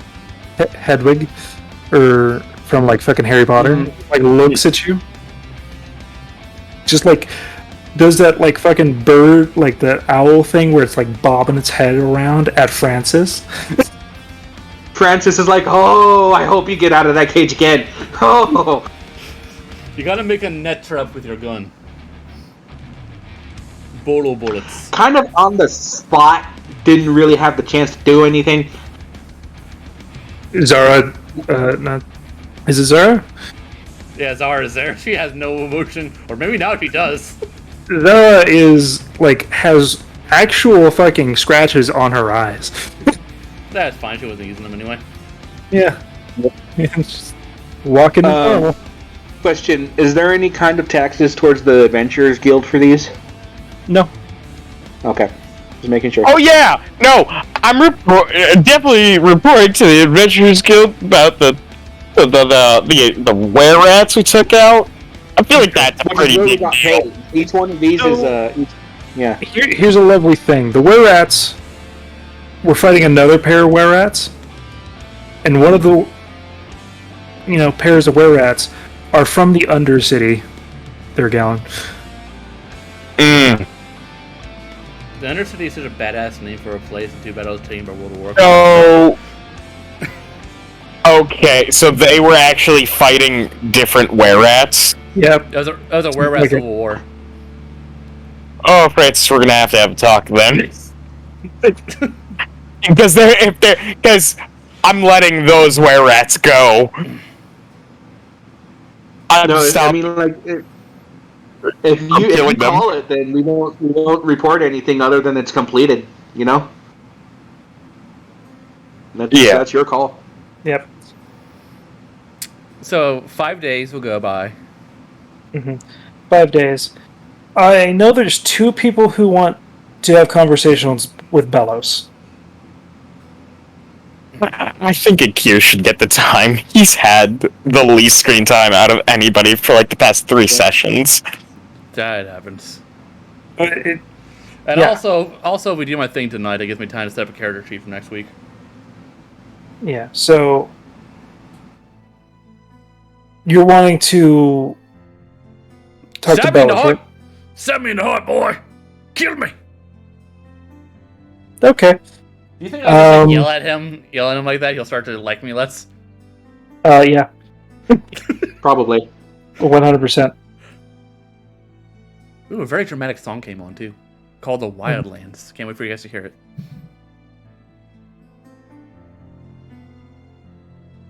So you're wanting to do your stab yourself in the heart before it's too late. That way we can. But next session, I'll have the character sheet ready for the rebirth.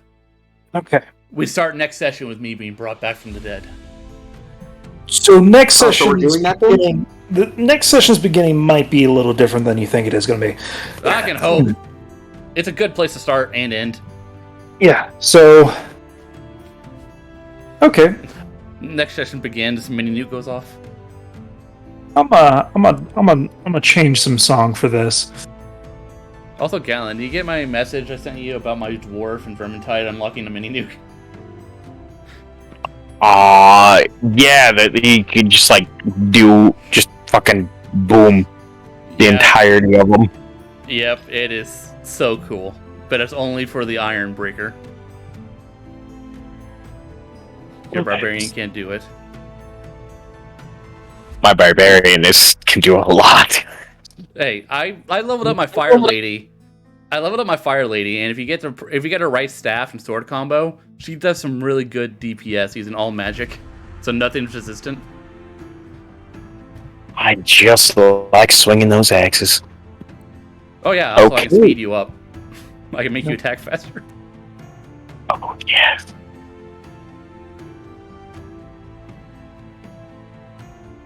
Vermintide's such a good game. Okay. No wonder it's still alive after all these years. Now to get into the scene.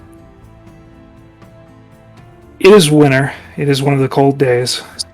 Like, we are going into springtime, but it's still on that, little cliff. According to this, we are day 2 of Theranidor. 100% you're on day 7. I just haven't changed it yet. Oh, okay. And I still got 5 more days before I get my gun and I get the house ready. Mm-hmm. So, let's put 7. Okay. No. There we go. Thurendor. How nice if all these countries use the same name for all their months. Mm-hmm. All come together, like America. Forcefully. Welcome to America. We have the calendar you're all going to use. Mm-hmm. So, Oscar is currently outside, even though there is a slight bit of snow, doing his practice. Buddy has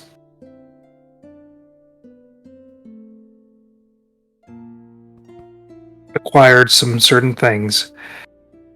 And then you heard from Sorik earlier that morning that the details have been solidified.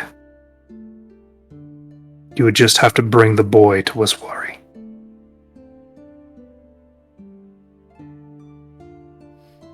Now is the point of, do I tell him what I'm planning to do and risk him stopping me, or do I go through with it?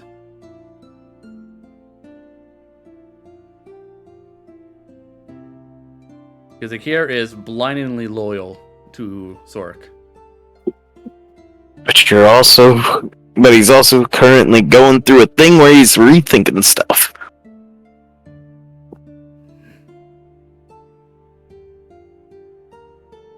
Because Akir thought process. He knows Sorik can turn people into Dragonborn. So if he comes back as something not Dragonborn, he just needs to earn Sorik's blessing to become a Dragonborn once again. It's happened maybe twice. It's an uncommon blessing, so it can't be that hard. But there is a possibility that I can save this child without forcing Sorik to waste any of his resources. But I don't want him to tell me not to, because I am so excited for this. Probably your bet because of the way that, unfortunately, that your relationship with him is in this player. is to follow through and at least try. At least try to let him know, hey, we may have found a way to do this without utilizing your resources, like we had previously discussed, because of new knowledge. But keep it at the ready just in case it fails. Yeah. So, 100% that the resources are ready. They've already been acquisitioned and things like that. You just now have to bring Lasari. I will let Lord Sork know that we may have found an alternate means. But it may change Akir. I'll still be the Ashbringer, but I might physically be someone else. His eyes slits narrow at this proclamation. So, Francis will still uphold his end of the deal and create you a magnificent machine. A machination beyond your belief. But I feel this is a sacrifice I need to make, my lord.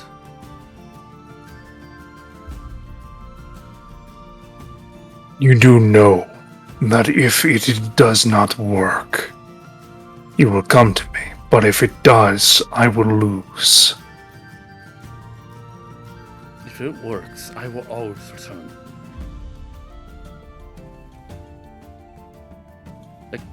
Akir, the Ashbringer is not just a show.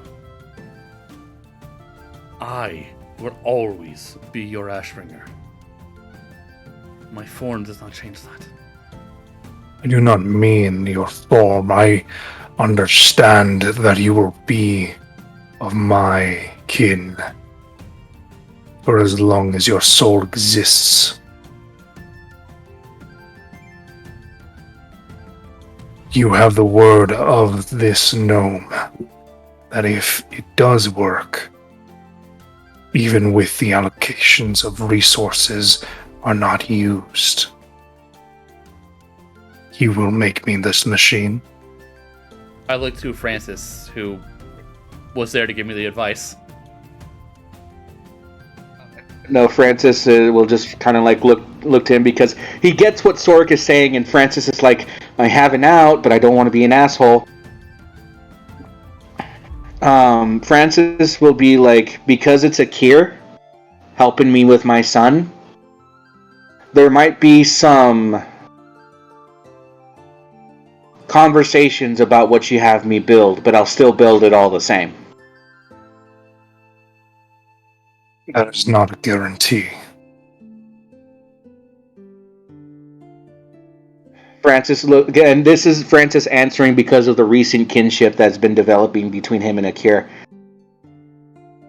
I give you my word, Lord Sorek, as Akir's companion in this endeavor, that despite the outcome of this, and thank you for all of the things that you have as a thank you to all the things that you have given to this cause, I will build you the machine that you ask of. The eyes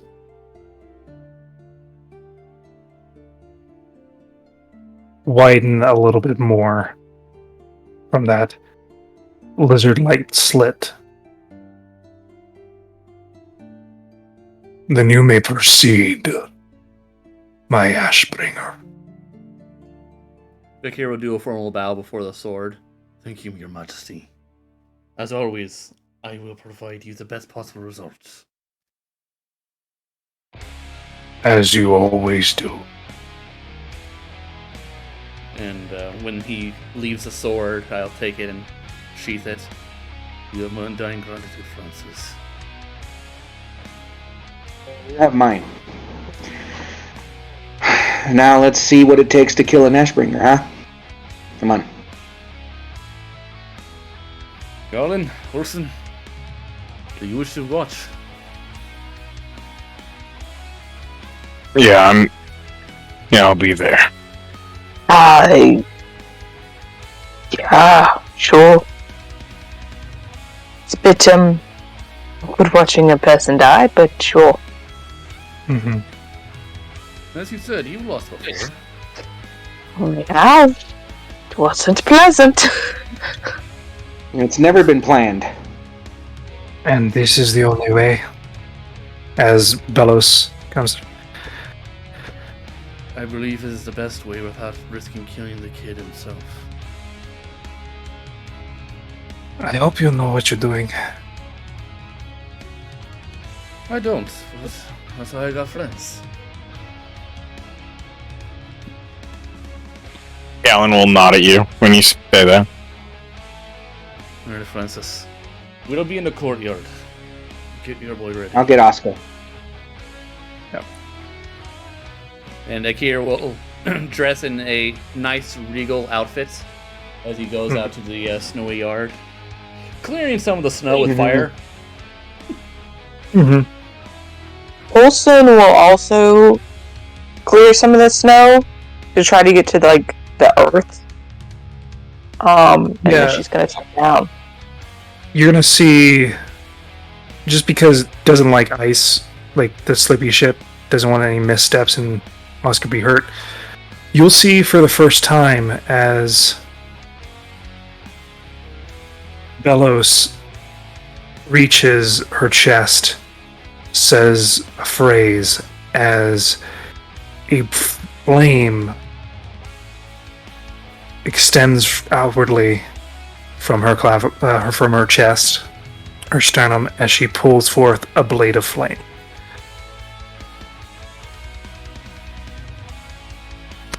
And begins to use it as a fucking broom. I mean, hey, it works. Now that's an ability. It is an ability. Yep.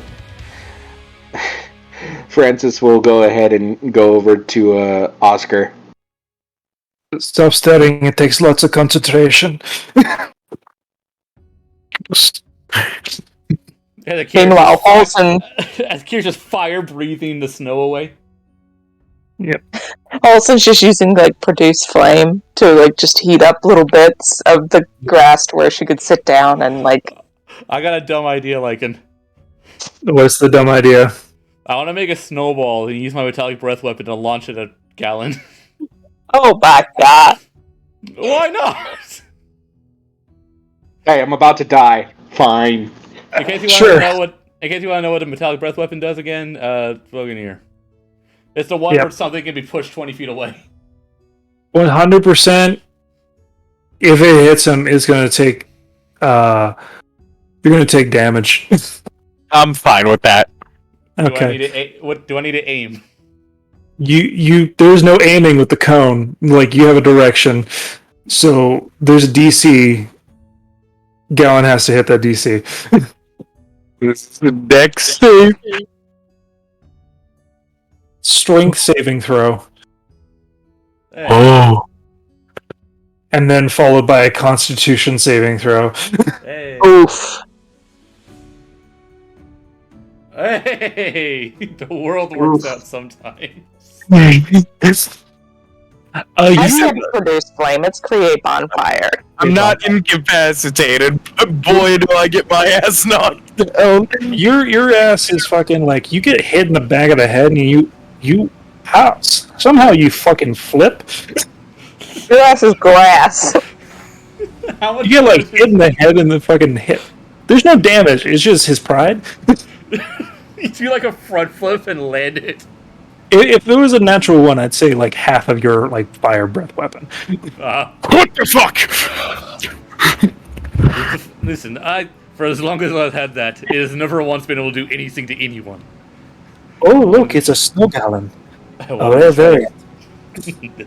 wanted to try it one more time. Well, guess I'm glad the one it worked on. All right. So we're cleaning up. So Francis will approach Oscar. Yep. Okay. Francis, you approach Oscar. He's with Vickery and Scrap. Mm-hmm. The two seem to have like a fucking kinship. Like Vickery is allowing Scrap to like lay on her back. Mm-hmm. As is natural. And I'll just kind of like clasp him on the shoulder. He's getting ready for training. Yep, he's getting ready to do some training in the snow. Mm-hmm. So, how are you feeling? Feeling good? I'm feeling alright. I've been less hungry lately. Do feel stronger. It's good. You've been practicing a lot, and Yeah. it's been exciting to see you grow. I mean, I understand mostly why it's going on, but just in general, I mean, I feel like you've been growing as a person, not just growing up faster than you should. That being said, you've been doing good. How's everything with you and Nakir? It's been going right. I've heard a lot more of, him rather than the Ashbringer, which is nice. Mm-hmm. Actually, I've been doing the same thing too. I've been really getting to know him lately. Yeah, I He's a good guy. prefer that rather than the Ashbringer, to be honest. The Ashbringer doesn't seem like a real person. I agree. I told him that too. Don't worry. So you have been spying on me. Of course I have. You're my kid. It's my job. Uh, and like he's giving you like the same shit like M's giving you. Like, Dad. Mm-hmm. And like, Mm-hmm. Yeah, no, I'll just kind of like reach not, up my as high as I can to try and tussle his hair. I understand that I'm going through some things, but I don't need you to watch me all the time. Well, that's what I got Buddy for. Buddy doesn't watch me all the time either. And the thing is, whenever you're not being watched, it's because I know you can handle yourself. Exactly. And we'll start kind of like walking down towards the training area. Like, I've been feeling good. I've settled some things. I've started saying stuff too. Like what? A grand library.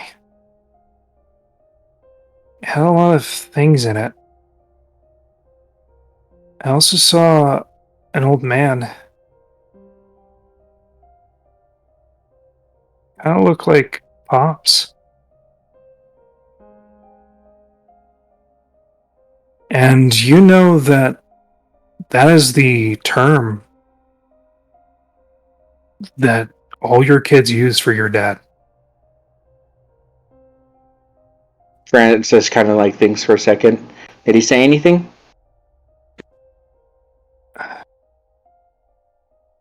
It's kind of fuzzy, but he said he's always watching us.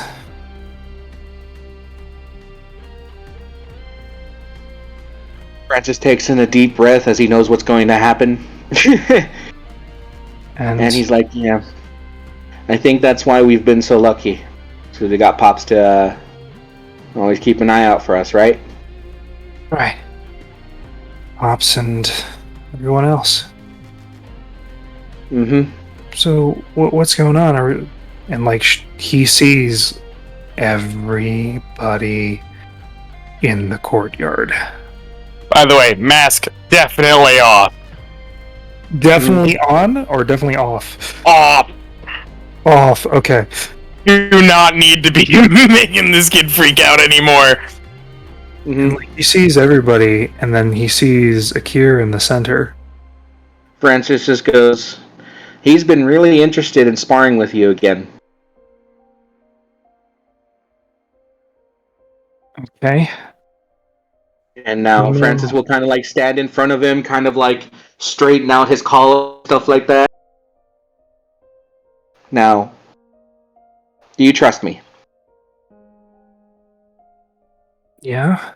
I mean, why wouldn't I trust you? Good. It's just want to say that because I need you to do something very specific. All right? Okay. Francis looks back to Akir, and then looks to Oscar. Don't stop. Give it everything you have.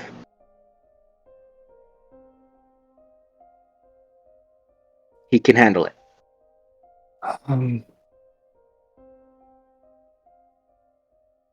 Why is everybody here? Because everyone's interested in seeing how this goes. Today's an important day, and Okay. like I said, as long as you give it everything you have from beginning to end, and don't stop. All right. All right? I guess I'll get the spear. You do that. Yeah. And Francis he goes. pats him. Yeah. And he goes and gets the blunted tipped spear. Is there a sharper one? Bellows has several. Francis kind of shakes his head. Not that one anymore. Bellows. This one. I think this will work. Francis will go and grab it and hand it to Oscar. Test the weight real quick. Make sure it's to your liking. I had it made. It'll be perfect. And Thank it you, fits in his hand pretty well. But I don't want to hurt him. Francis will look to Akir.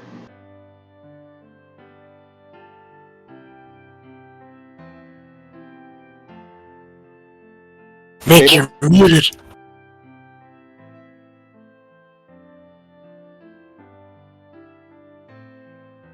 Mickey! Oh wait, I was muted. Oh shit. Yes, you were muted. I forgot to mute myself because of AC. Akir just stands there in the middle of the field, his arms behind his back in his real outfit, and he's just watching the both of them. No, but he said, I don't want to hurt him, and Francis looked over to you so that you could respond with affirmation.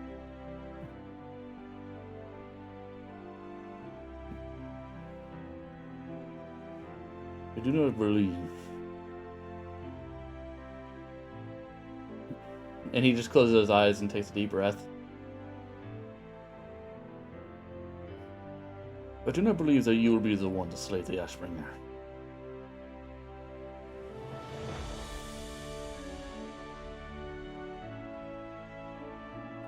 Francis, go ahead. Roll me a general charisma check. General charisma. Please, man. I wasn't a save. Do I need to add inspiration to it, or is that good? That's good enough. Okay. Damn it, only 22. Fucking failure! God damn, just kill me now, kid. Clearly can't do anything right. Okay. I'll see what I can do. Alright. Now, the only time you're allowed to stop is if he gives up. Okay? Okay. And you see Buddy is gives him a smile, but you know he is very uncomfortable with this situation. Oh, Francis is too. But this is... Yeah, Buddy knows. Oh. Yeah.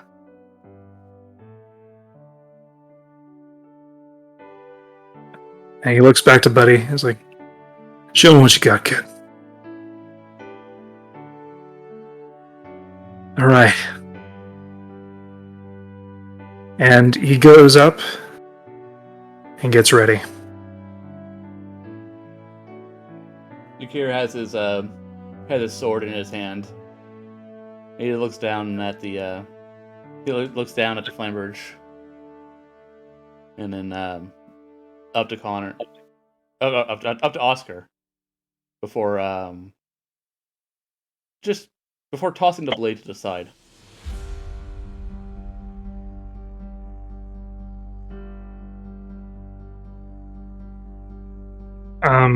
He looks confused.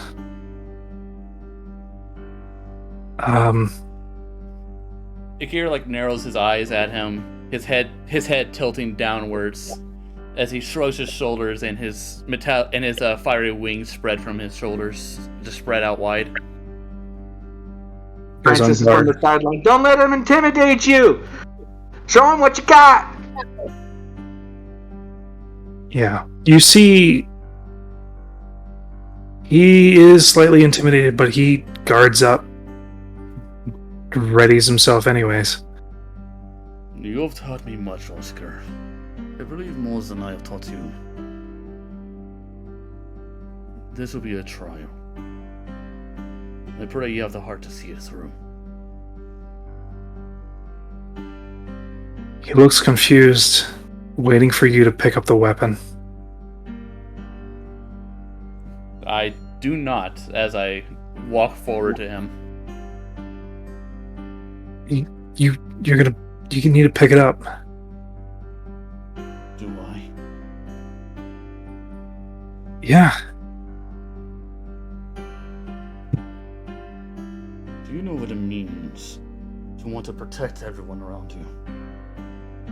Do you know what you have to do to protect your family?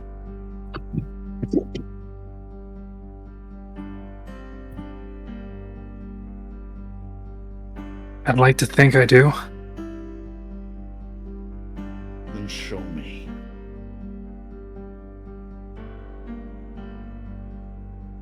Alright. So, this will be a persuasion check.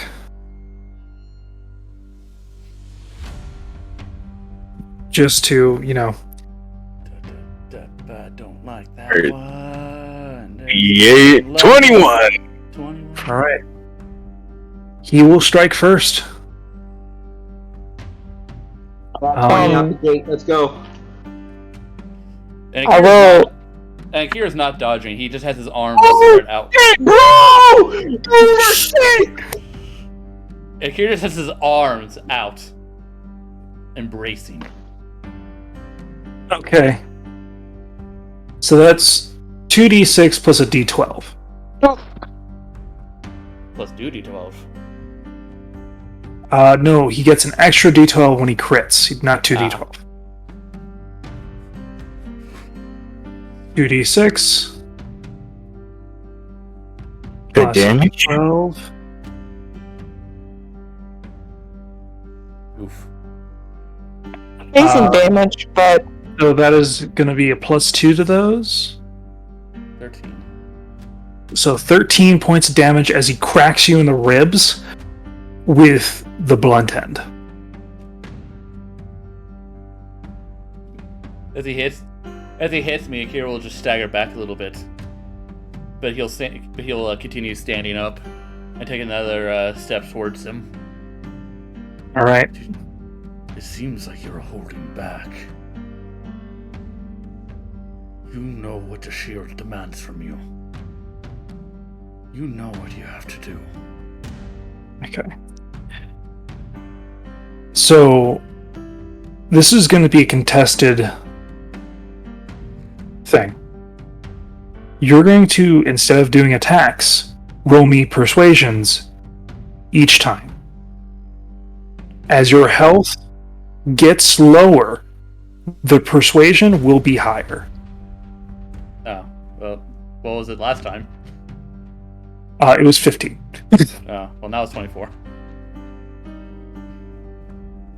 So, let's get an active count on your health. It is currently 35. Alright. Here goes. He's wearing no armor too, I'm guessing. Yep, his AC right now is only 12. He is leaving himself wide open. That's 4 damage. Ooh. He's gonna make it a slow death, ain't he? Oh god, no. -8? That's not what I wanted. That's exactly what you want. What are you talking about? Oh, you're right. -4. Yeah.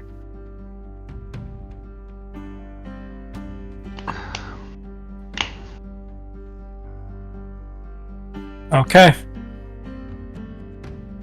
Okay, another persuasion check to get him to attack me. Yep. It is now going to be DC 18. Now, I'm also going to bonus action inspire him, as well as myself. Okay. So that's 2 gone. And due to the fact that you're letting this happen, he rolls with advantage.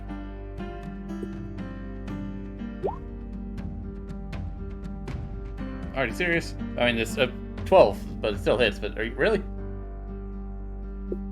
He technically, yeah. The +2 is to damage. He technically has a +5 to his hit. Yeah, the +3 modifier. He's level 5. It's the benefits of the shield. Nice. Yep. Well, That jump in experience that he gets.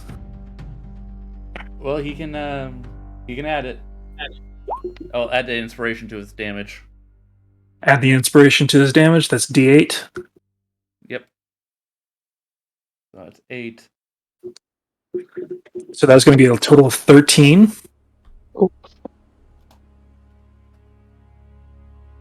Still going. AC, All right. HP. Francis is there. Make him tap! Make him quit!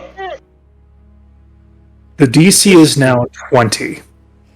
Is this all you can do? What if I was Hush? What if I was coming for you and your family? Would you hold back then? Yeah. Give You see, your all. you see a twinge. So. Damn it! I'm running out of inspirations. I mean, the team can give help actions, like Hey, things of guys, encouragement. help me out so I don't I waste think that. that's Okay, I will help you. 26. 26. I essentially help him by I want to cast essentially like calm emotions on him because I know he's like no. You want him to get emotional. We want him to No. feel this. you want him emotional? Yeah. Okay. 'Cause otherwise, he might not be able to actually get a feel of death. Then fine. I will cast. That is 11. 19. I'm down. Akir falls to his knees. Finish it. Now, this is a one final persuasion.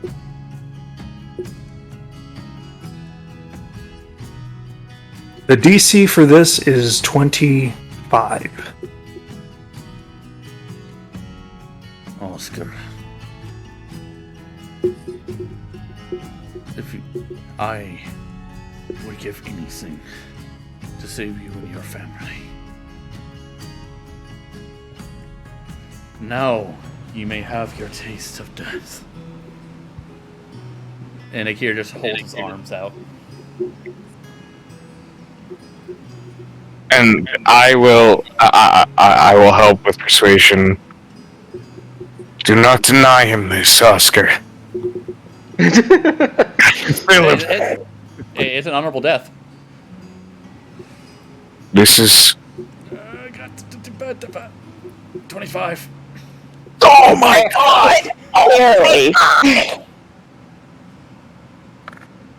like being Francis is there. So many nat 20s.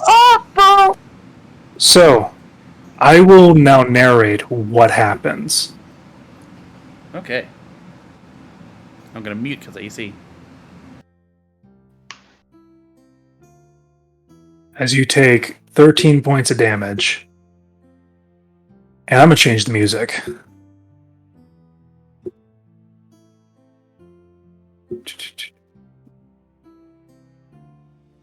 Where is that lovely song?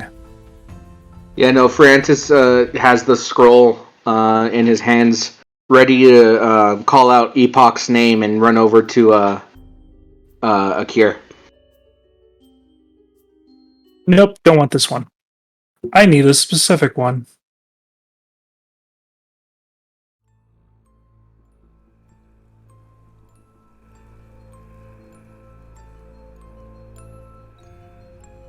As you see Oscar go for the killing blow, you see him shift and change.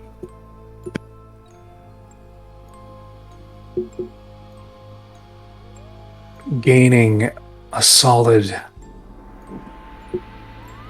3 feet and an enlargement of mass. As you see sparkling white plates start to encompass him, forming an armor.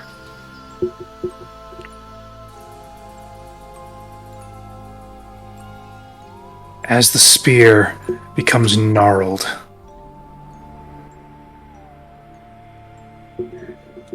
and dangerous, as if it is that of a razor's dagger, but also the head of a dragon, piercing straight through Akir, raising him up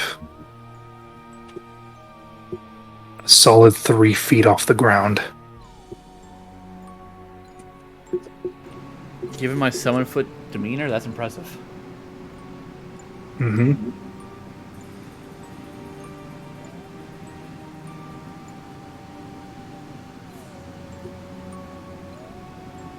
And with eyes that no longer resemble Oscar's, but two defiant, crystalline blue eyes behind this visor, you see in this world brought to material Epoch. Does everybody see this or just me? Everyone sees this.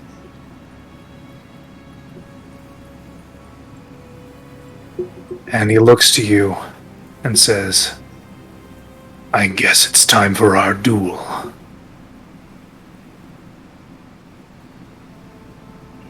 Look upon me in despair, and hope ye be worthy.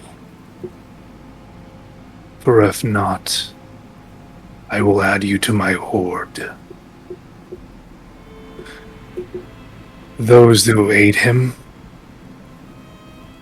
may do so, but know, for if he is lost, some of you might be as well.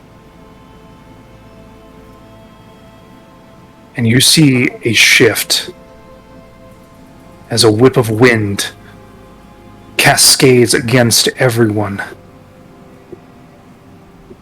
as you seem to be shifting, as your mind's eye begins to drift,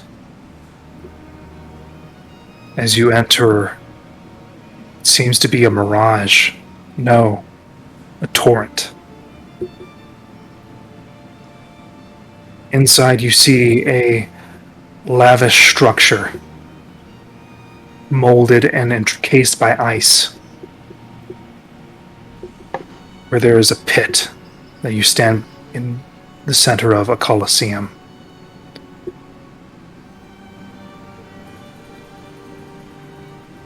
I pray thee to be worthy. As he tosses Akira aside, ripping and tearing his innards almost out from his self, as you look down, the wound is gone. You know to have pierced your heart, but it's gone. As you feel a crushing weight, choose who may step forward and I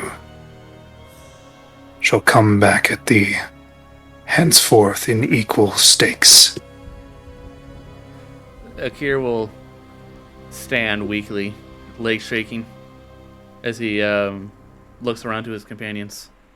Galen is reaching his hand up to his sword and holding it there. The price. Francis has already taken. Go ahead. The price of failure here is ultimate death. No rebirth, no second chances. You will become a part of my horde. The collective.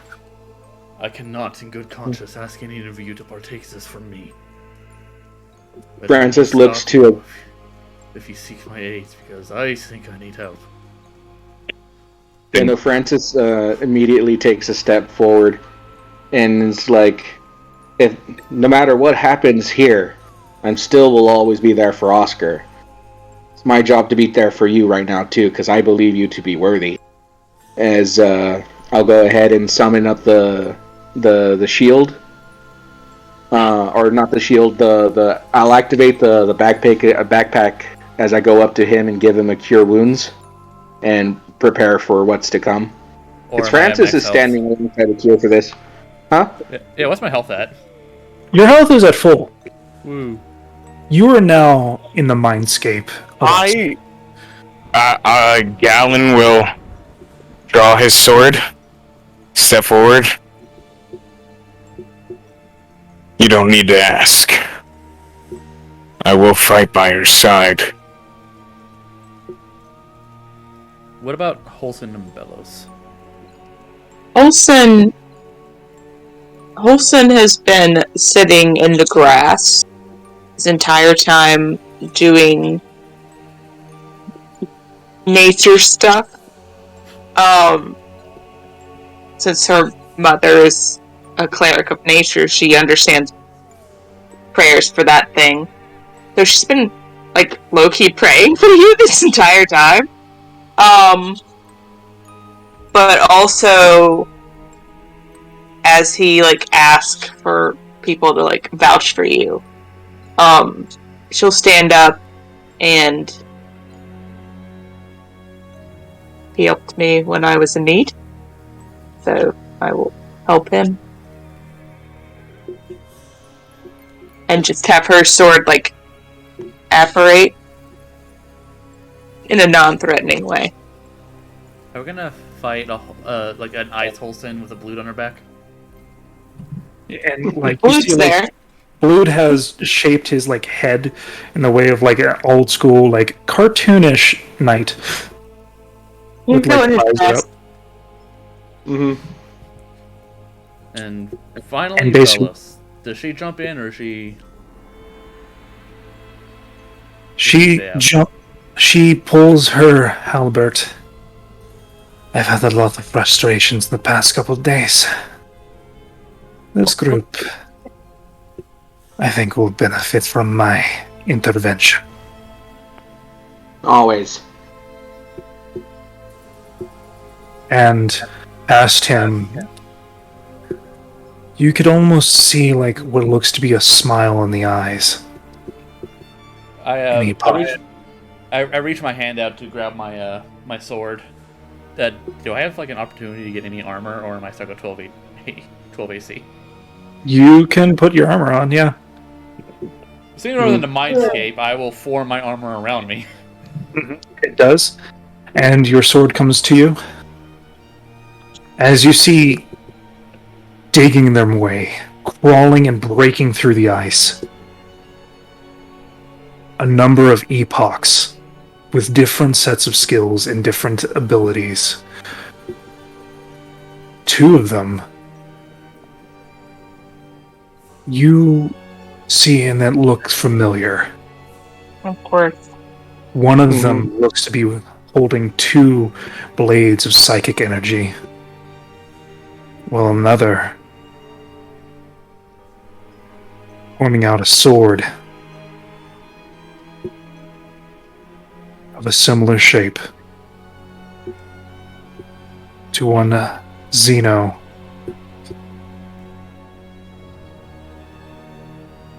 While another holds a crossbow and they seem to have the same amount of people as you do. And this is where we're going to end tonight's session. One last question last about my thing, resource. Just one last question about my resources. Do I get like all my bardic inspirations back? You do not get your bardic inspirations back. Rip. So, so I'm fighting at a disadvantage. Yep, but the one thing that is happened, before all this is about to start off, Francis will just be like, "Hey Palmer, give Akir a hand," and so Palmer's going to be on Akir's shoulder. I am debating on whether or not I should summon Zara as well. But that's just another person for us to fight. Yeah. So, what do you guys think? Yay, nay, Zara? I think we'll be play it by ear. okay. What is that? I'm I didn't gonna. get either of those. Oh, by the way, I did. Bellows does have 5 more pucks. Yeah. I said it'll be okay. I think we'll be fine. Fine. It's just she has a bunch of healing. It's fine. I can summon her if we need her. Yeah.